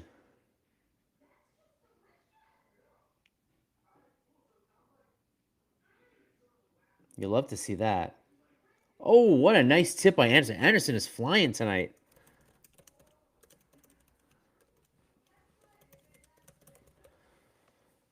Every so often, Anderson just has a game where his legs are. You can tell that his legs are moving. Listen, everyone, this is a system these players have been taught to play. It isn't their fault. I mean, they are 10-3. They're 10-3-2. Like, they're not having a good night tonight, but it's been working for them so far. Is what I'm trying to say. Andy is pumped. I love when Anderson's having a good game. God, is he fun to watch? Just a wrecking ball. What do they call him? The power horse.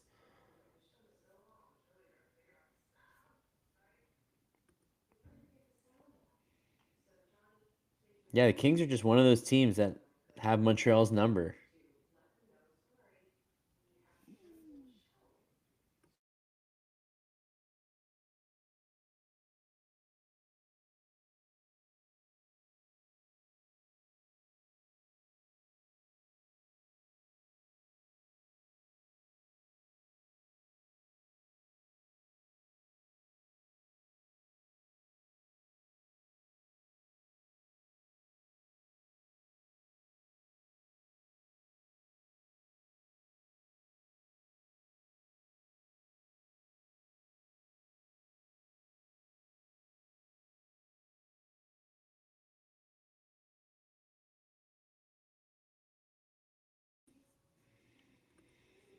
And he playing hard. Karen must be wearing a sweater. Yeah, what's the status of that sweater?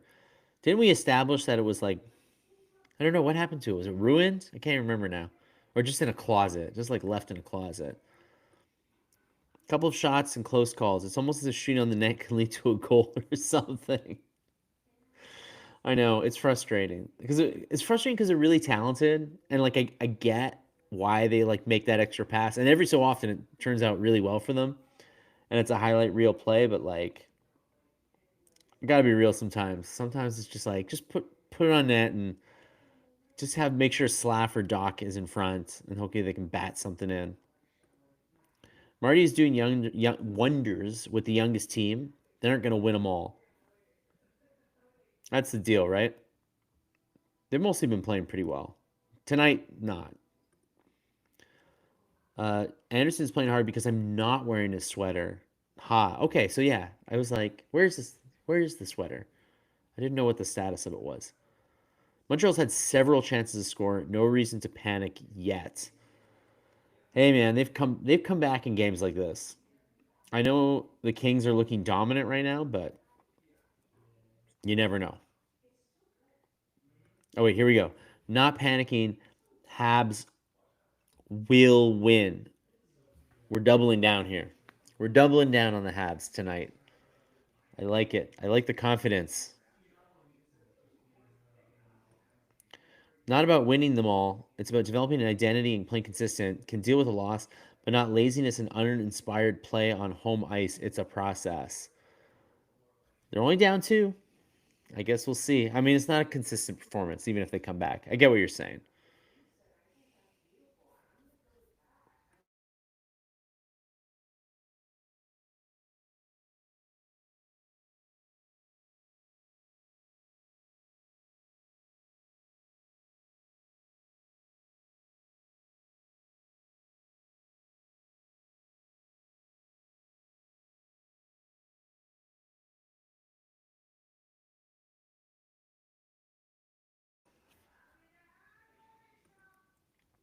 Kings got some bounces to go their way, lots of broken plays, but that's part of the game. We are way too nice at times. And he sent a message. Yeah, I'd love to see. I mean, are they even playing Jack Eye right now? How much has he played tonight? Seems pretty glued to the bench, I will say. Yeah, Jack Eye's only played 5:44 tonight. Hey, love to see him hit some guy in open ice. Wouldn't that be great? The Canadiens need the Alouettes never give up attitude. They need a Davis Alexander. That name? Yeah.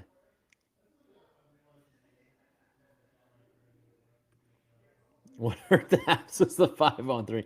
Give it back. Give it back. We'll just play 5-on-5. It's fine.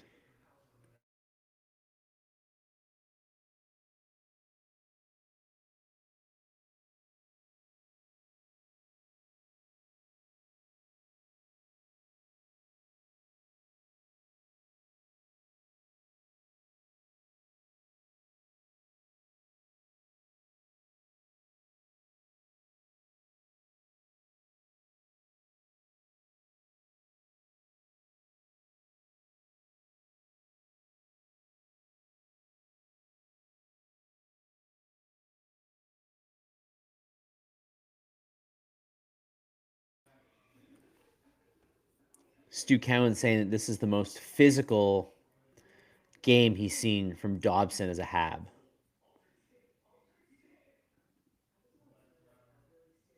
I don't know if you feel the same way.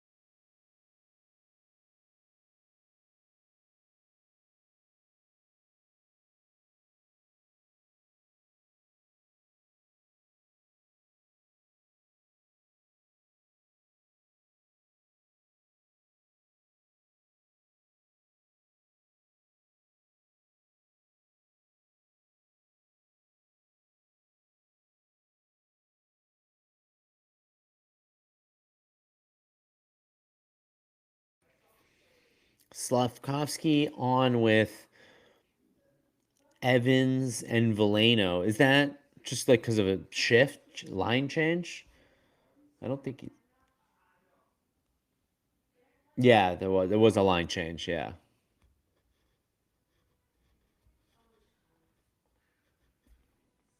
I mean we're getting a 1916 in shots. Kings Canes are starting to get back into it a little bit. That was a nice shift by Jack Eye, by the way. They should play him more. I don't think we're at the point of the season where you should like not be trusting your six defensemen just yet. You got to give him some reps. I think.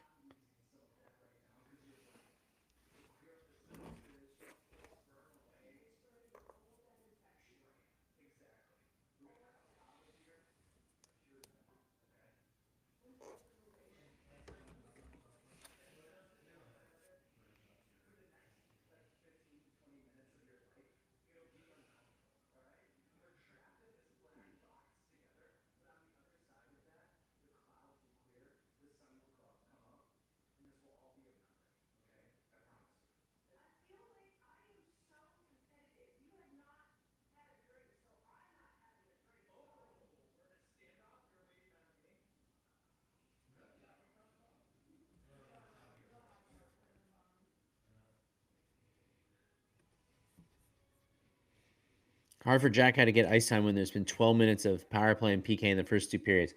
That is true. That is why Matheson has a very inflated minute total so far tonight.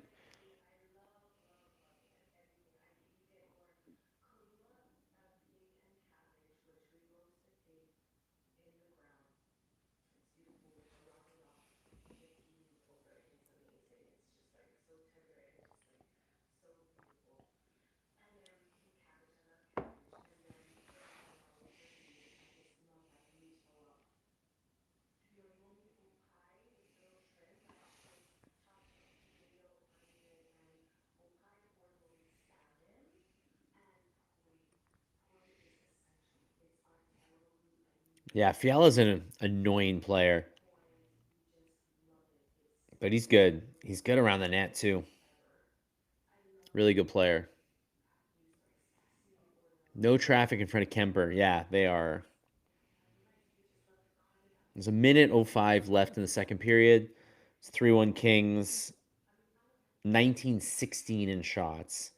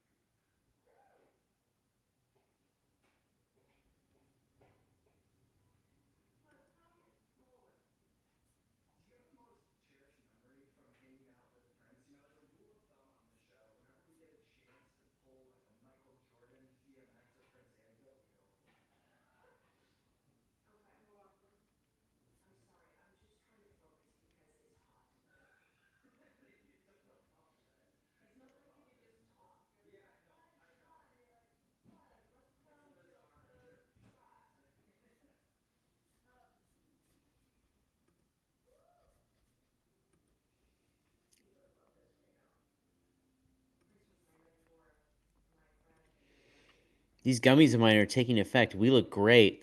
Yo, can I have one? I only thought acid gave you delusions. Yo, whatever you guys are take, pass them over. Whatever you guys are taking, I'll take.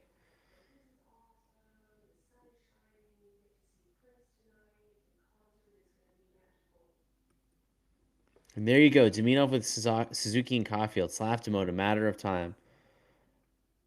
Well, there's like a minute left in the shift, and Slav had been on before. I don't know if it's gonna be a permanent change, but I don't disagree with you that I do think that that could happen.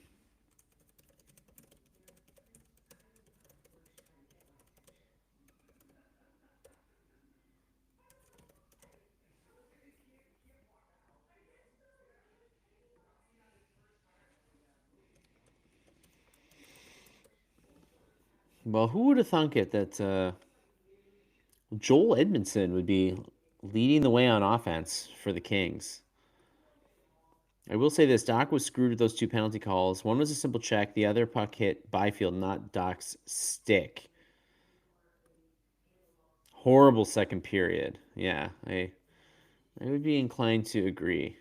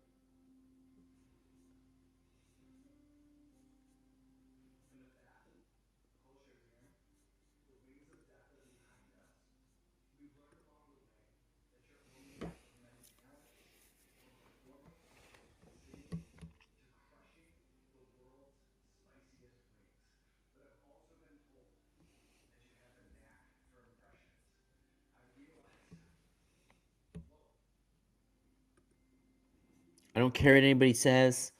Slav is a good player, but I don't think he'll be great. Come at me, folks. Yeah, I mean, what? Yeah, I guess it depends on what your definition of good and great is. Do I think he's like right now? He's what, the sixth best player on the team? Like it's in no particular order. Like Suzuki, Caulfield, Hudson, Demidov, Dobson, Slav, right? So he doesn't have to. If you're the sixth best player on your team, you don't have to be great. As long as he's big and good, I think you'll be okay.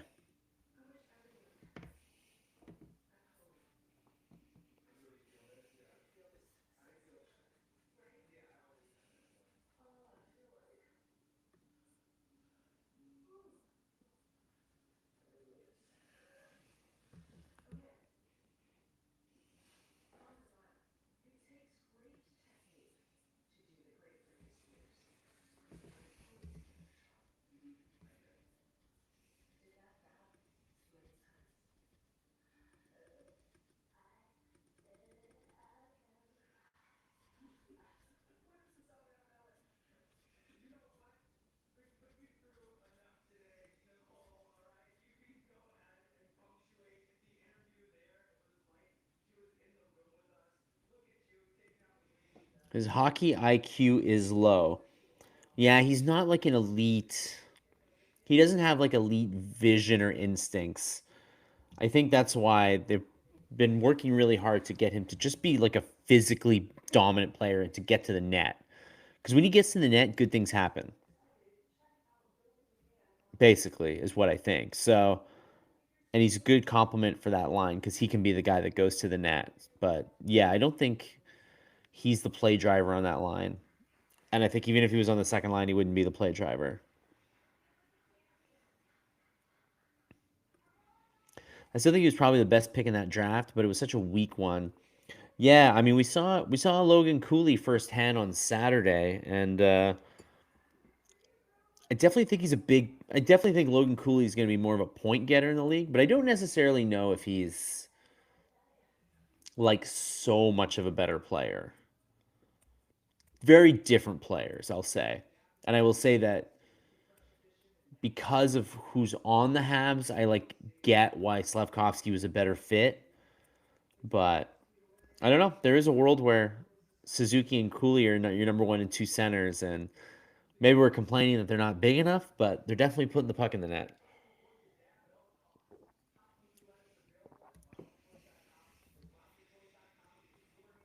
He's playing better this season, but certainly not a star player. Yeah, I think we're all kind of in agreement here. That Slav is like a really important player because there aren't a lot of players like that in the league that have that size and physicality and can score a little bit. But he's not the guy he's not the straw that stirs the drink, we'll say. If he really gets an edge to his game, it'd be very difficult to work with. I mean, we saw most of October, I thought he played with a really good edge. Like the first couple of games took him a while to get going, and the rest of the month he was pretty solid. And then now this month he's like not great, not kind of back down a little bit. So he hasn't found that consistency, but I think we saw what he can do when he's physical. Slav is also a good board guy. Yeah, for sure. For sure. That's a big part of his game. And again, why he works well with Caulfield and Suzuki because you don't want those guys doing it.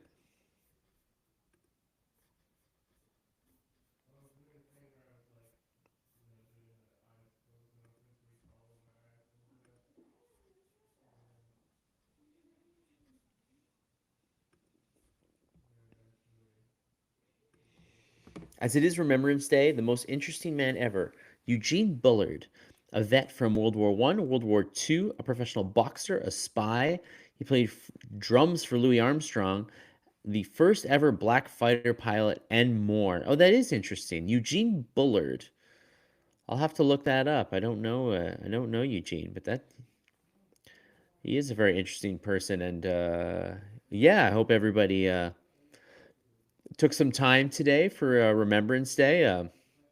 As I mentioned earlier, there's two really great articles in the Gazette that you can read. One is Allison Haynes on the physical copies of In Flanders Fields, the original physical copies that are at McGill University. And then also Bill Brownstein on a Montreal West resident who wrote a book about the many Montreal West young men who went to fight in World War II. Montreal West always, a real, always they put the signs out for Remembrance Day of all the soldiers. It's a community that's very strongly tied to that. So, a couple of articles to read in the Gazette for you. Very good.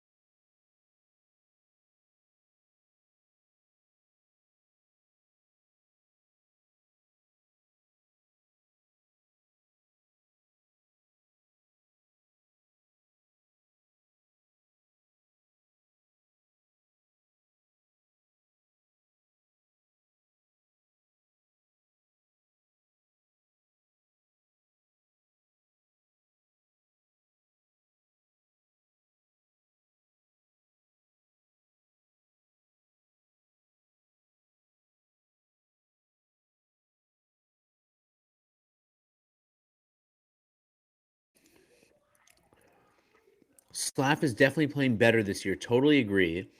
But a number one pick is usually more of an impact guy, but I guess it's luck of the draw. I will say this. Let's say the it was reverse, and they somehow took Lane Hudson first overall, and then took Slav in the second round. Or if let's say they took Demidov first overall, and then Slav went fit fourth in his year, probably feel a little bit better. So like even though Slav was the first overall pick and anointed that guy, the Canadiens I think got through the draft they did get the guys that they needed, and sort of the hook is off Slav a little bit from having to be that guy.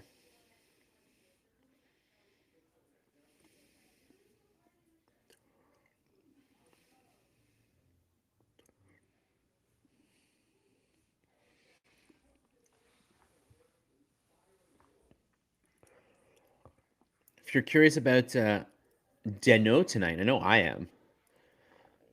0 points, plus minus a 0, 12:31 of ice time. Hold on, hold on. I just gotta go rescue my dog for a second.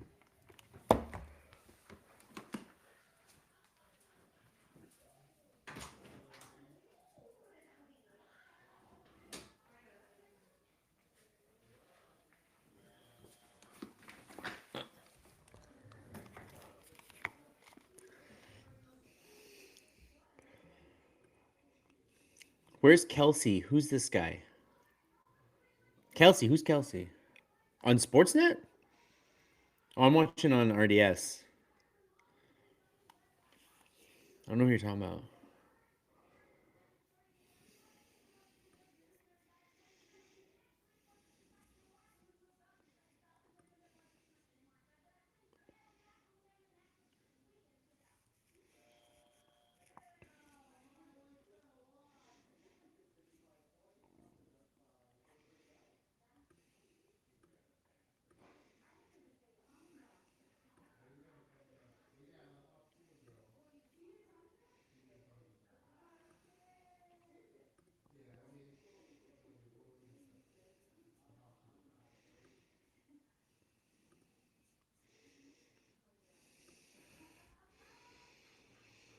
I was curious to know because um, right now in Montreal it's a transit strike and there was a snowstorm. I was curious to know if you ever went to a game, Habs or otherwise, during a snowstorm. Have you ever braved a snowstorm to go to a hockey game?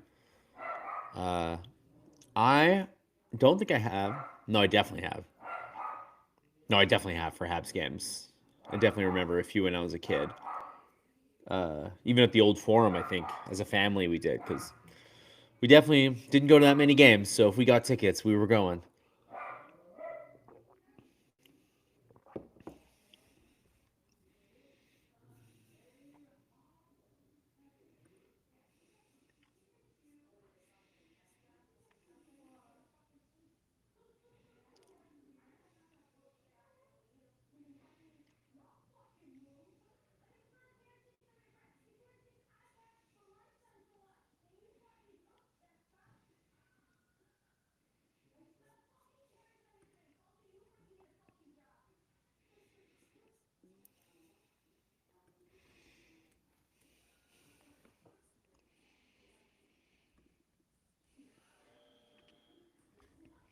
All right, the third period's about to start pretty soon. So what do we got? We got the Bruins are up 4-2 on the Leafs. We got the Sens up 2-1 on the Stars. Ooh, the Stars are coming in on Wednesday, but they're not going to be happy if they lose to the Sens. Caps up 2-1 on the Canes. The Caps currently have Pierre-Luc Dubois is out for like what 4 months. He had abdominal surgery. The Blues that are looking to get their season back on track up 2-0 on the Flames, and the other ones are late games. But ooh, that Senators one against the Stars is a little tricky. You'd hate for the Stars to come into Montreal upset about losing a game to the Sens. Oh, you were talking about TSN 690. John Still. He's, I guess, is he on the broadcast tonight? The TV broadcast? Good for him. Cooley's the only person in that draft who could have been drafted ahead of Slav. Montreal needs Slav more than they need Cooley. Yeah, that's kind of how I feel about it as well. I feel like that way about Cooley and Mishkov. Like super talented players, no doubt about it. Would they make Habs a good team for sure?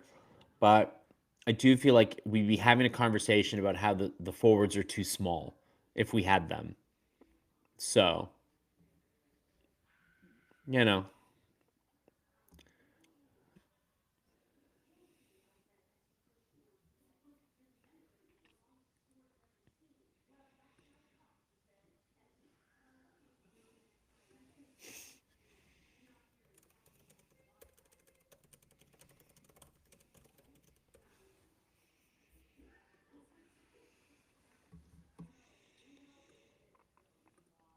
we are back for the third period. The Habs are down 3-1.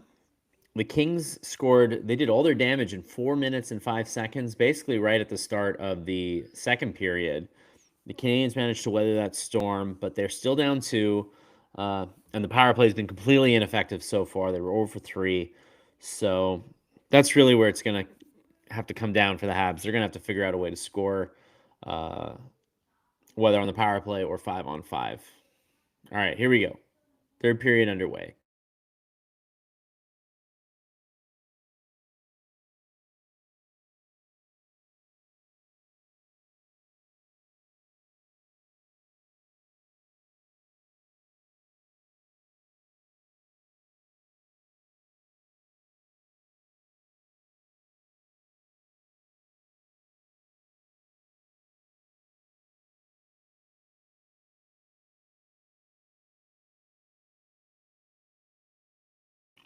All right, the Kings ice it in the first shift, so here's a good chance for the Habs right here. Oh, wow, the Kings are game two of a 6-game road trip for them. That's not easy. Although, as mentioned before, they're much better on the road than at home. They're not big on crypto.com arena, apparently.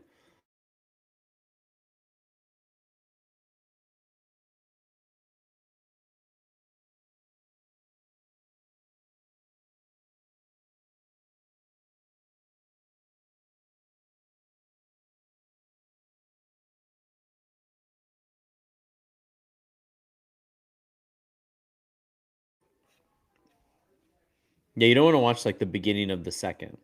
First 5 minutes, don't watch. As for going to a hockey game during a storm back in the day, we'd strap on our skates at home, walk to the rink on skate guards, get to the rink, shovel the extra cells, then hope. Yeah, I used to do that too. No, I used to. No, we had a little shack. I would walk. I would walk. I wouldn't wear my skates. I put my skates on there.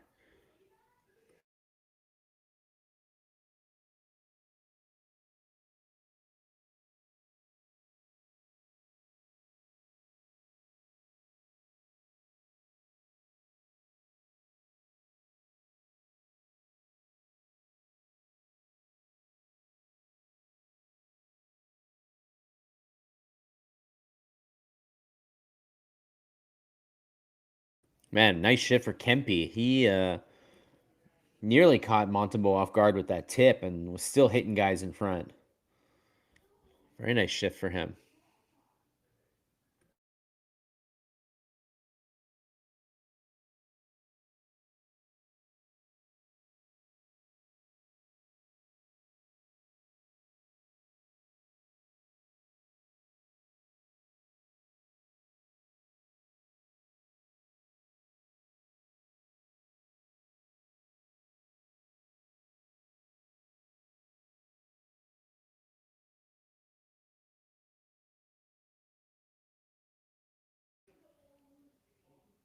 Yeah, Galley's still waiting for his first goal of the season.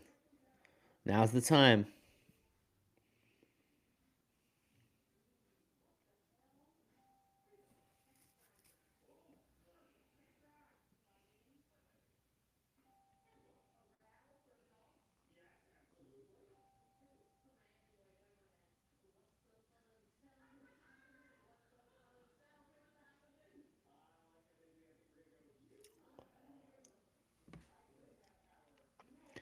What a play by Caulfield to cut to the middle of the ice. And I think he had Kemper beat, but Kemper just managed to get a piece of it. What a quick shot. No matter what, I believe Dobesh was always scheduled for the Dallas game. Yeah, I think you're right. Unless Montembeault had like a crazy game today, which he did not.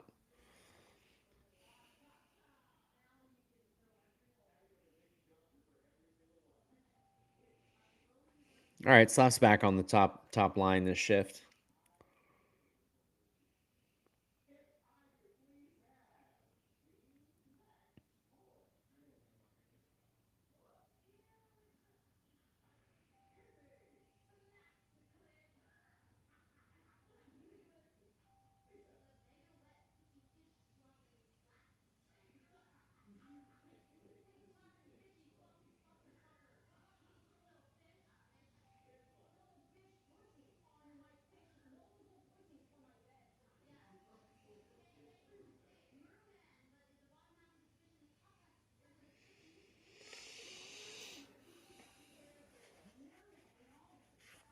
And Montembeault makes the save, and the puck exits the ice. Man, what a chance that was for Caulfield. That was a really nice low shot.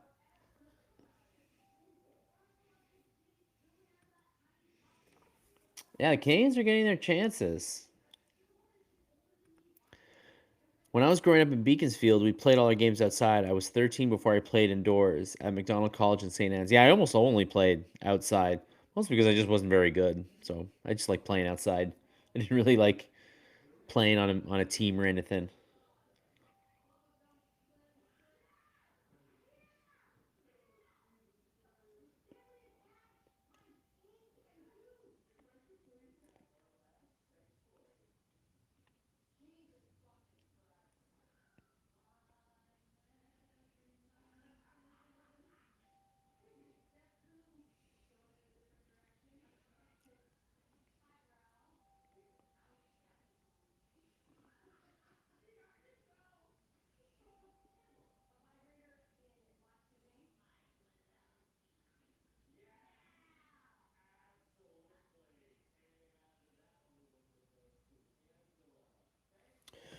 Bolduc hasn't scored in a minute, circling around the point, and I think he got down to the circle there, and his shot was covered up by Kemper, but yeah, we haven't seen Bolduc score much, and I don't think it's Bolduc's fault. I just think that he's not playing on the power play. Oh yeah, it was Gallagher in front. Ah, he was ready for it.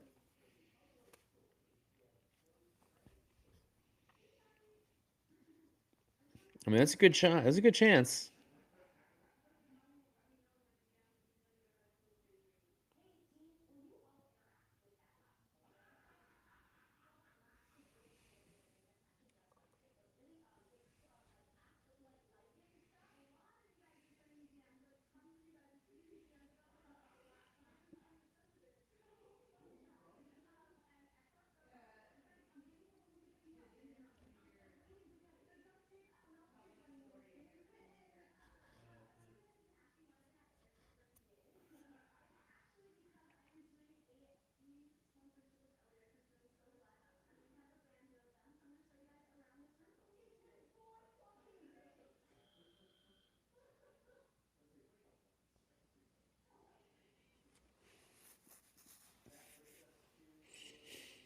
Oh, giveaway for Kapanen, and he gets dumped in the high slot and no call, and the fans are not happy about that one.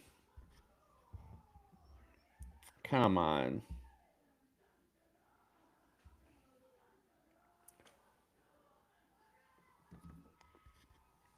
Oh, that was a nice chance for Slavkovsky.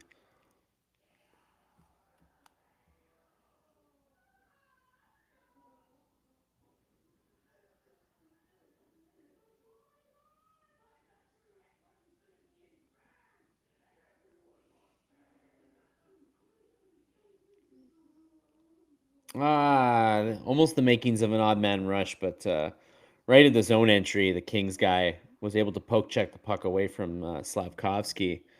Those are the kind of chances, though, they're going to need to keep getting.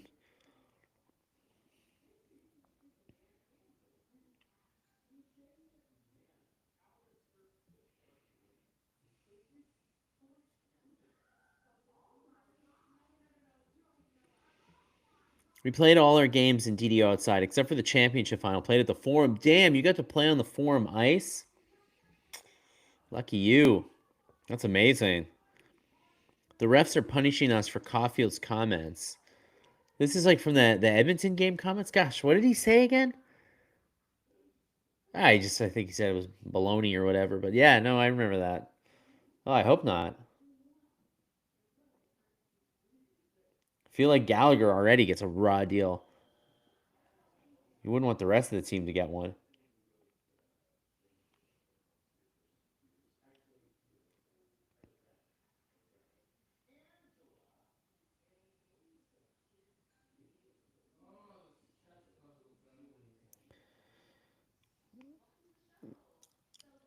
He didn't keep it in the end, in the zone in the end, but I like the way Jack stood up to Fogel there. He didn't give away the puck. I mean, it was just kind of right at the corner there by the boards.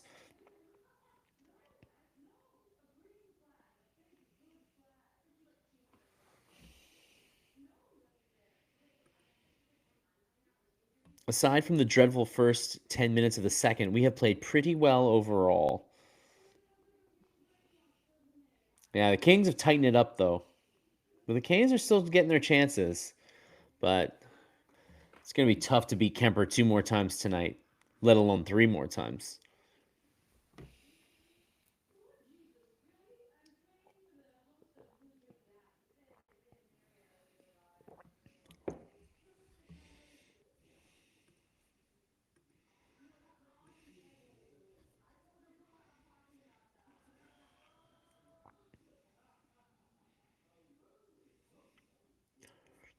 Oh yeah, it's Lane Hutson's first. This is his 100th game. Our game ended 0-0. Ice surface just seems so big to us mosquitoes. Yeah, that is true. The ice is probably too big.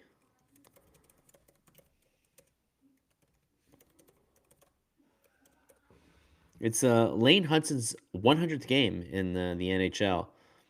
Let me know what you think about. What do you think about the first 100? Is he? I feel like he's. I can't imagine anyone who he didn't exceed their expectations. But you can let me know if you think that Hudson did or did not exceed your expectations in his first 100 games, or how you think the next 100 games are going to go for him. Jack played 904, and Struble played 902. Yeah, it's been comparatively speaking, it's been 2136 for Matheson and 1951 for Dobson, and only 1622 for Hudson. But again, with the penalty killing, 100th game, I count cups. All right, we'll give it a couple. We'll give it a couple of years. We can have that conversation. We'll see what happens. We'll see what happens. Hopefully he gets a couple. But I think people are feeling pretty good about that contract he signed. That's for sure. A little bit below market value, it looks like.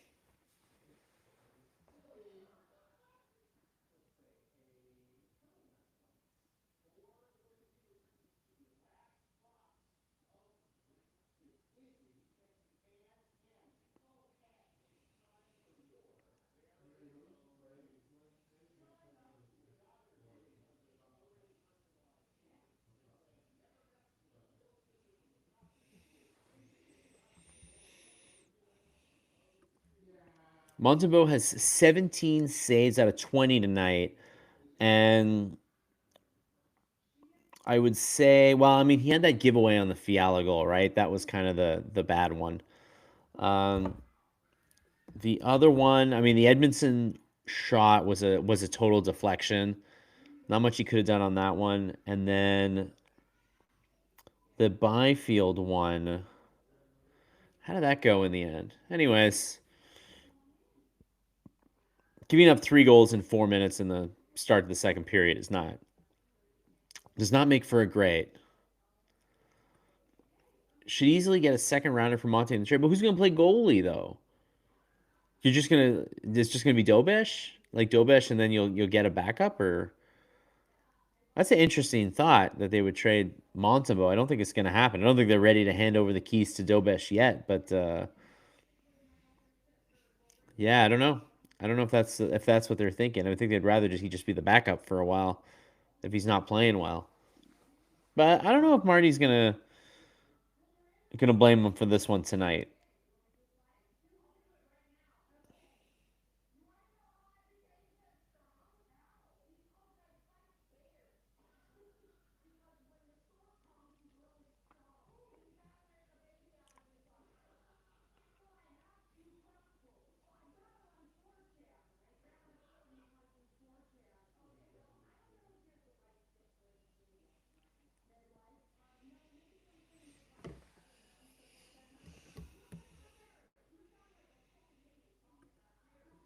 You guys are ready for Fowler? How's he doing in Laval this season?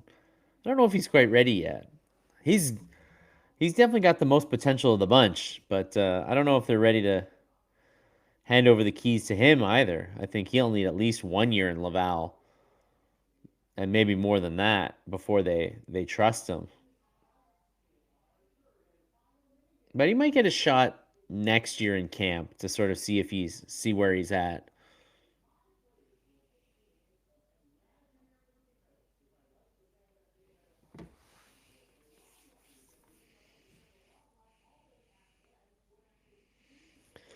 I mean, now the Kings are just in total shutdown mode.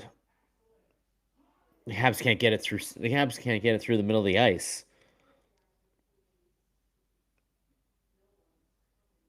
It's been barely any shots this period. How many shots this period? Just 4 total, 2 each, 2 each, and we're past the 10-minute mark.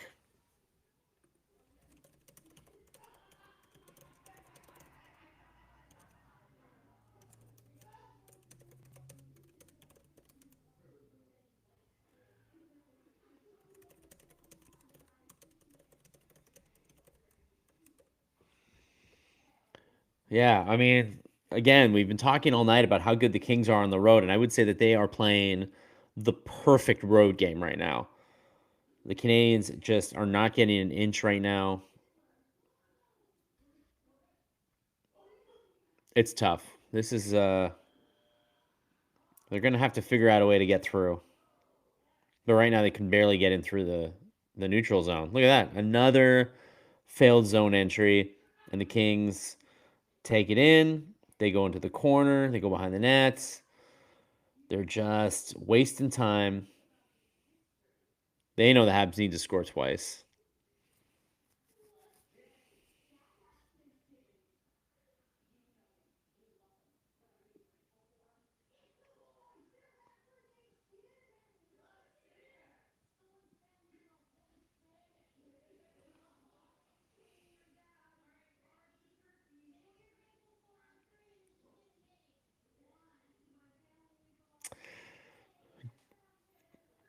Give and go with Doc and Bolduc.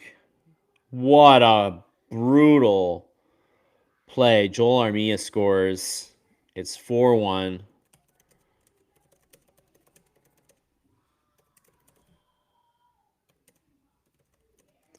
Oh boy. Man, the ex-Habs came to play tonight. What on earth? So the puck goes off the boards.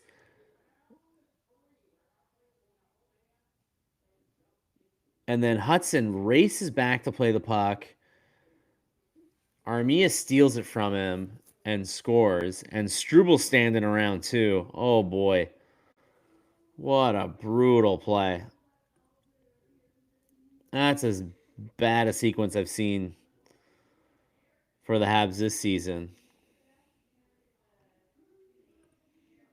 Just saw the highlights. Monty brutal on all 3 goals. Put him on waivers and call it Fowler as our backup. There's a reason Florida put this guy on waivers. Oh boy. Awful play. Carrier.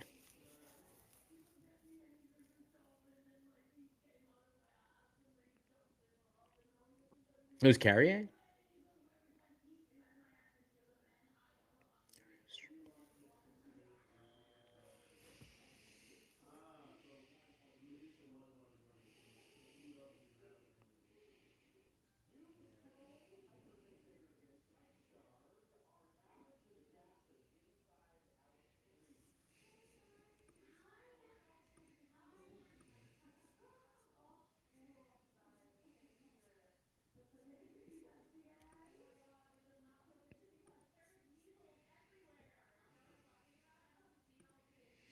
Hudson needed to concentrate more on clearing the puck away from the net versus trying to pass up to the offensive zone. Yeah, I mean, he raced back and then kind of got the puck and stopped moving. Not great.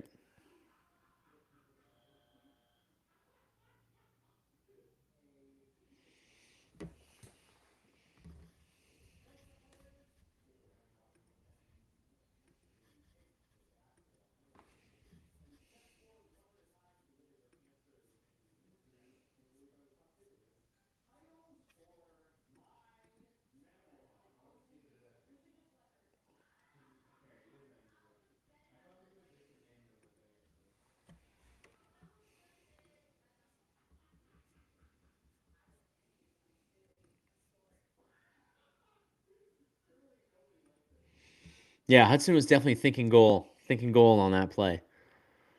Thinking like, oh, okay, come back, get the puck, and then bring it up the ice.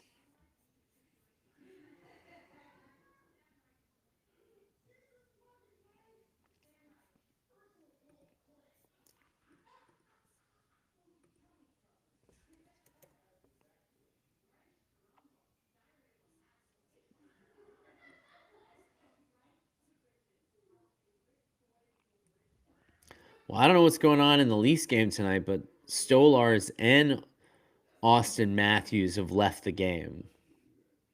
They're both injured. Austin has a lower body and Stolars has an upper body, so not going great for the Leafs tonight.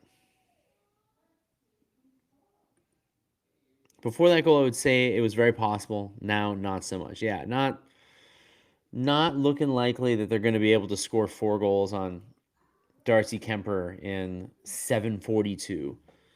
Doesn't feel very likely. Bad, very bad by Hudson. Yeah, that was wow. Byfield has 9 points in his last 4 games against the Habs.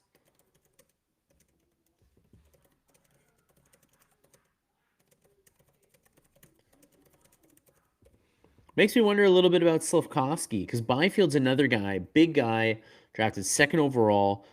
Took him a while to get going. He's not, he's still kind of finding his game a little bit. So I do wonder if Slavkovsky's got another level in the way that Byfield ended up having another level. This one's not over, man. In so much that I mean, the Kings are clearly looking for more here. I don't think they're done. That was a smart play by Armia. He's always known for his abilities, and that was one of them. The guy is a solid player overall. He is. I don't regret not signing him, just because, I get it. The Canadians don't want to be on the hook for a lot of older players under contract if they have all these young players coming in who need contracts. So I understood why you couldn't sign him, but I do they do miss him on the PK. I think Slav better have another level, or that contract is going to be so bad. I don't think. Yeah, he needs to have another level for that contract to be worth it. But 7.6 mil is not going to be worth that much in a couple of years with the salary cap going up. 7.6 mil is going to be second liner money, and hopefully he's better than that. I guess he's not yet, but hopefully he is.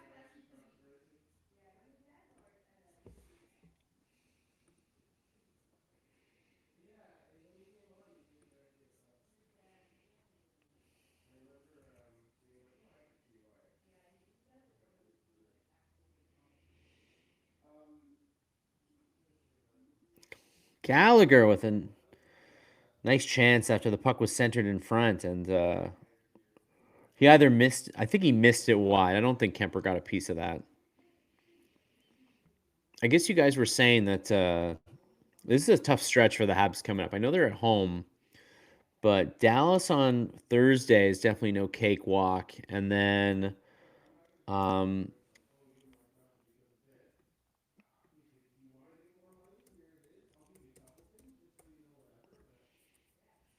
and then on Saturday, well, it's the Bruins, always fun. And then Monday, Columbus, Thursday, Capitals, Saturday, Leafs, Mammoth again, and the Golden Knights, and the Avalanche. Oh my goodness.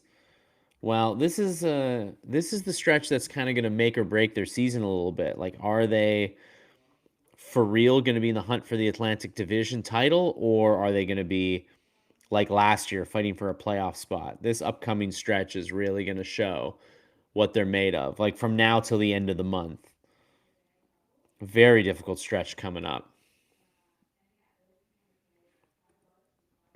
We have missed the net a lot tonight.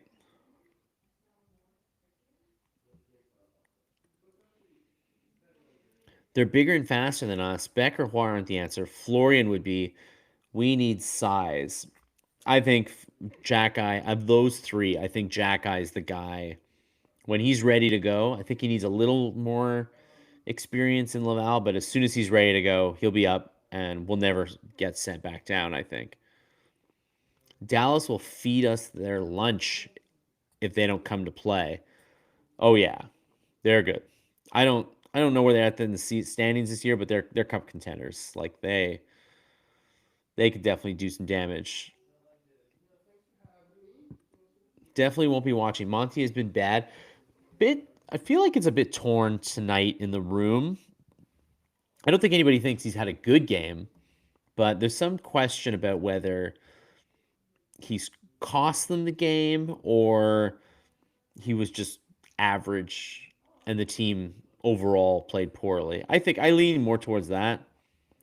I feel like he wasn't totally responsible. I feel like the Canadians broke down plenty enough in front of him. He's been so-so. I think that's probably how I would describe it. That 5-on-3 cost us. Yeah, funny that that was a 5-on-3 for the Canadians, that they actually got a 5-on-3 and didn't score. Beck and Roy are trade bait. I think Roy is. I don't know. I think Beck. This team is going to need fourth liners, I would say. So I'd be inclined to think that Beck's future is still going to be on the team.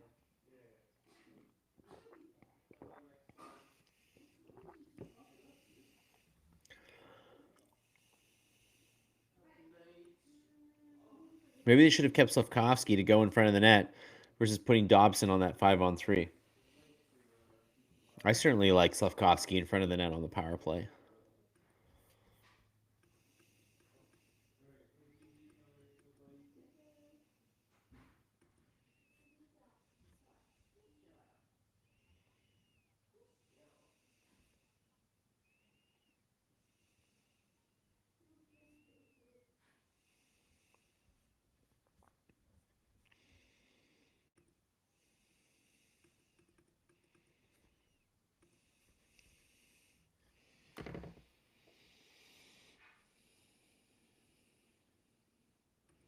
Last year, the Habs used to get up for the stronger teams and won a few, played down to the weaker teams and lost too many. I know last year was so strange. Last year there was the toughest part of the schedule, left for dead. They were last place and they got on a tear. Well, the net is empty and there's 4:45 left. So the Canadians are going for it.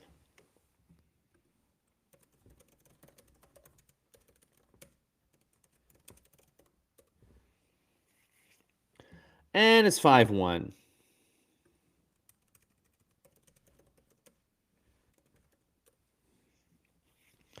I mean, what do you guys? Oh, and everybody's headed for the Metro, which isn't open. I don't even know. But Oh boy. I mean, how did you feel about pulling the goalie on that one? I understand Marty not wanting his team to give up no matter what, but didn't feel like anything good was gonna come from that. From that. Yo, you guys want Montembeault to be traded? Traded before those two. Oh, like Beck and Roy. Oh, I see. I don't know if I'm ready to. Oh, there you go. Till 11 p.m. So they're gonna run and get the Metro now. Perfect. Yeah, I don't know. I'm not on the trade Montembeault train yet. I still feel like they need both goaltenders.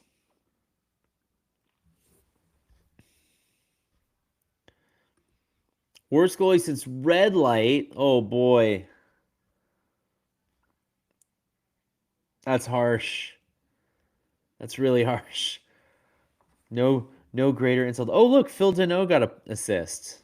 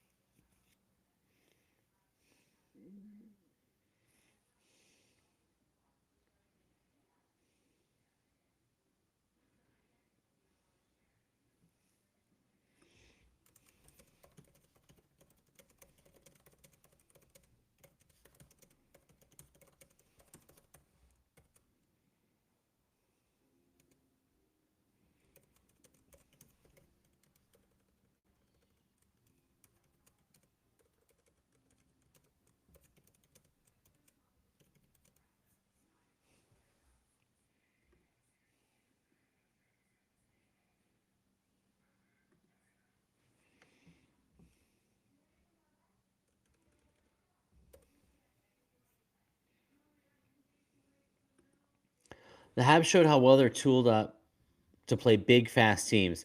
Still not engineered for a run in the playoffs.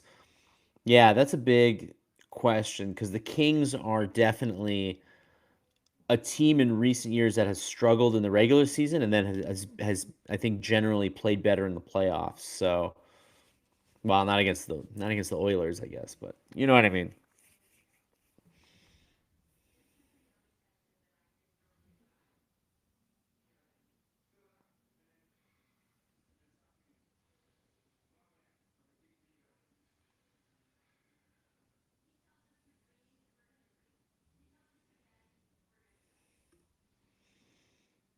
Damn, the Habs suck. I mean, 10-4. It's not so bad, right? It's not great.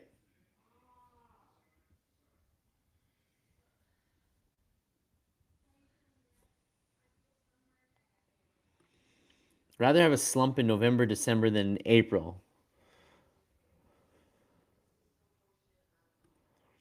I posted November 1st. This month is a telltale sign of the type of hockey they play.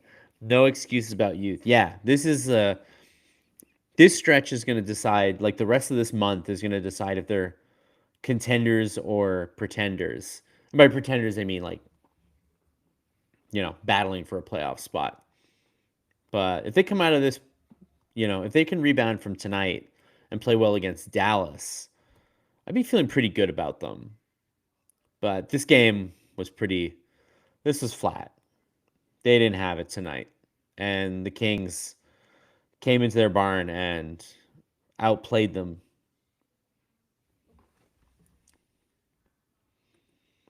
Yeah, I think this is probably how I see it too. Strong start to the season, but let's hold our horses on calling them contenders just yet.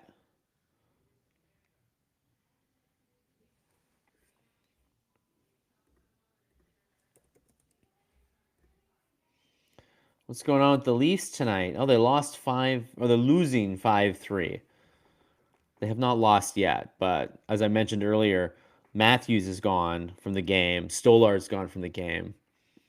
So there you go. Could always be worse. Could always be the Leafs.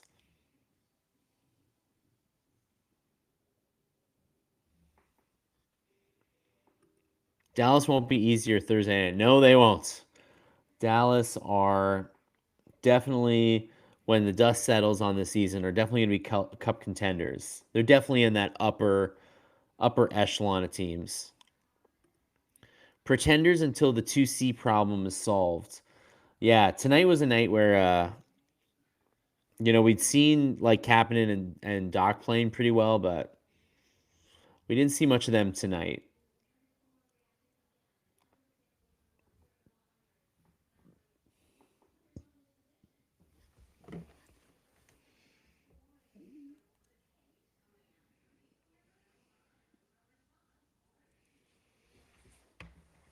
We have Boston on Saturday. We sure do have Boston on Saturday.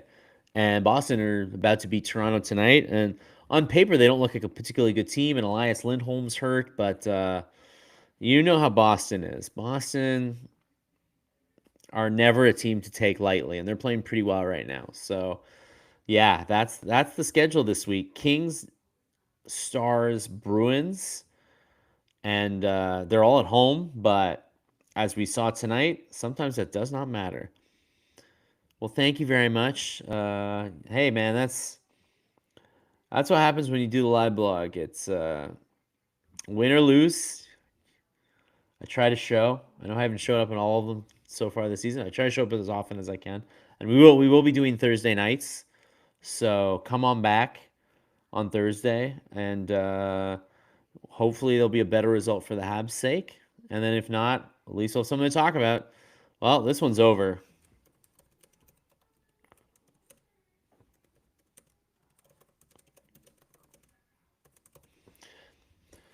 Well, the Kings scored 3 goals early in the second, and they never lost that lead. They win.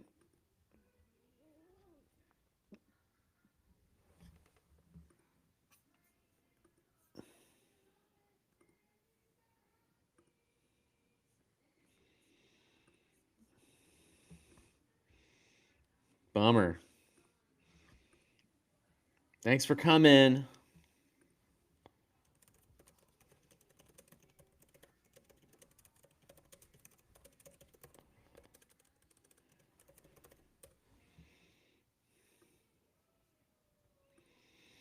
Last call if you want to be on About Last Night, which will run either tonight or tomorrow morning, depending on lots of factors. Mostly how fast I can do this. I'm wondering how long they continue to go with Veleno. He's exactly as advertised. A fringe NHLer, probably more suited to the AHL. Yep, I think not a particularly exciting player, I would say.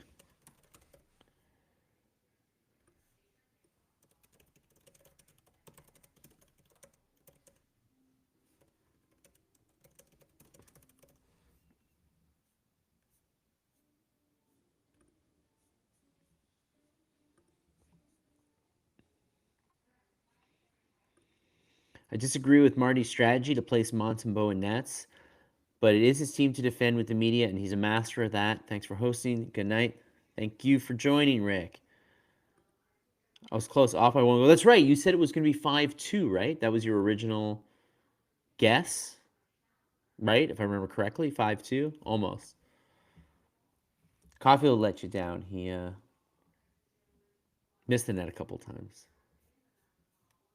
Quite a few missed nets actually tonight. Slap missed the net a couple times too.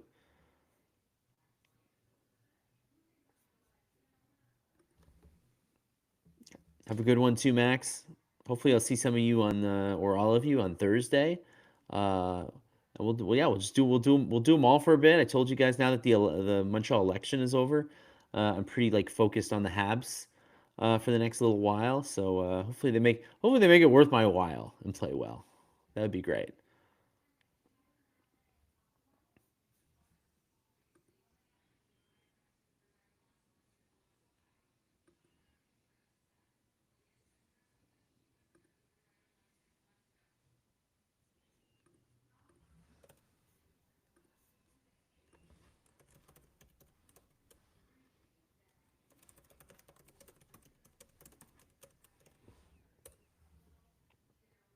And if in case you missed it, you can watch all the goals. I've been posting them on the Liveblog.